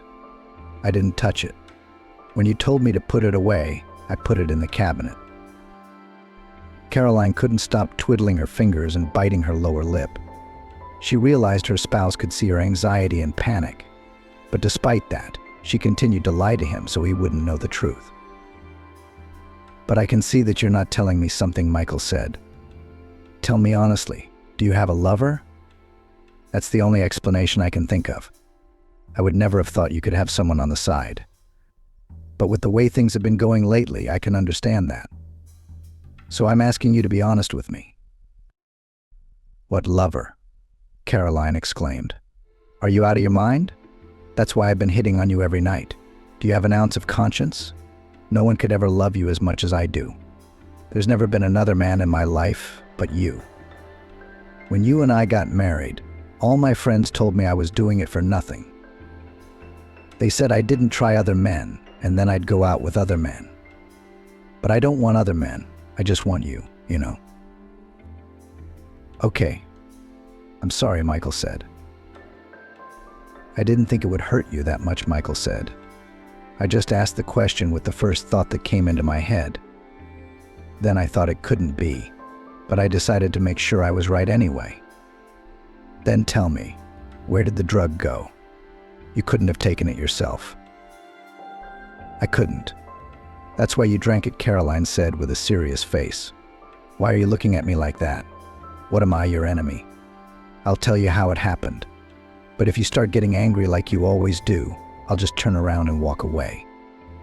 Do you understand? At that moment, Michael nodded his head slightly. It's because we don't have a sex life, Caroline continued. I completely understand that you're stressed, but I don't like the fact that you're not doing anything about it. You've had a doctor prescribe pills and you refused them because it was beneath your dignity. And you only thought of yourself then. Who's going to think about me? When I came home and saw that bottle, I didn't realize what it was. But when you told me it was special for male strength, I was glad in my heart. I thought, well, at least you're going to do something about it now, right? I was wrong. And this time you told me to just throw the bottle away because you changed your mind. You didn't try it and you changed your mind. And I decided that this time I would think for you. Michael listened to his wife with his mouth open. He couldn't believe that she could do such a thing. After all, this is not just some joke. Although the drug is safe, it still has contraindications. How can you put someone on medication without consulting a doctor? And I thought I decided that you should take the drug, Caroline said. I was making your favorite mango tea and I wanted to measure out a few drops of the drug, but it fell out and a large amount spilled out. I was hesitating whether to carry it or not. Then I looked at the packaging, read that it was all natural, and decided that it wouldn't do any harm. And yes, Michael, it's my fault you spent a lot of time in intensive care. I'm the reason you got allergies. Tears began to pool in Caroline's eyes and she began to sob. I wanted what was best for you. You know, I'm tired. Okay, we don't have intimacy, but you don't even hug me or kiss me. It's so rare. It always makes me want to cry. I didn't think it would be like this. You never told me you had any allergies. And these are pretty popular, common ingredients. You can't be allergic to ginger. You love ginger biscuits. You think all the days I spent in the hospital with you. I didn't think about it. Caroline said. My guilt always haunted me. I cried. I prayed to God that you'd come out of it. I didn't want to tell you right away that it was my fault. I thought I'd tell you later when you'd recovered. But today you wanted to make these pancakes for some reason. Caroline started to get hysterical. Michael could not look at her in such a state, so he immediately rushed to his beloved and put her in a tight embrace. He understood where the drug had gone and realized that she hadn't done it out of spite. She wanted love and harmony to be restored to their family. It was partly his fault, too. He kept hugging her, kissing her, whispering affectionate words in her ear. When the girl calmed down a little, he told her that he held no grudge against her. He promised that he would go to another doctor who would help him prescribe a new treatment. Michael kept all his promises, and within 3 months their lives were back on track. Caroline felt elated again. Every day she thanked God that she and Michael had made it through this difficult time in their lives.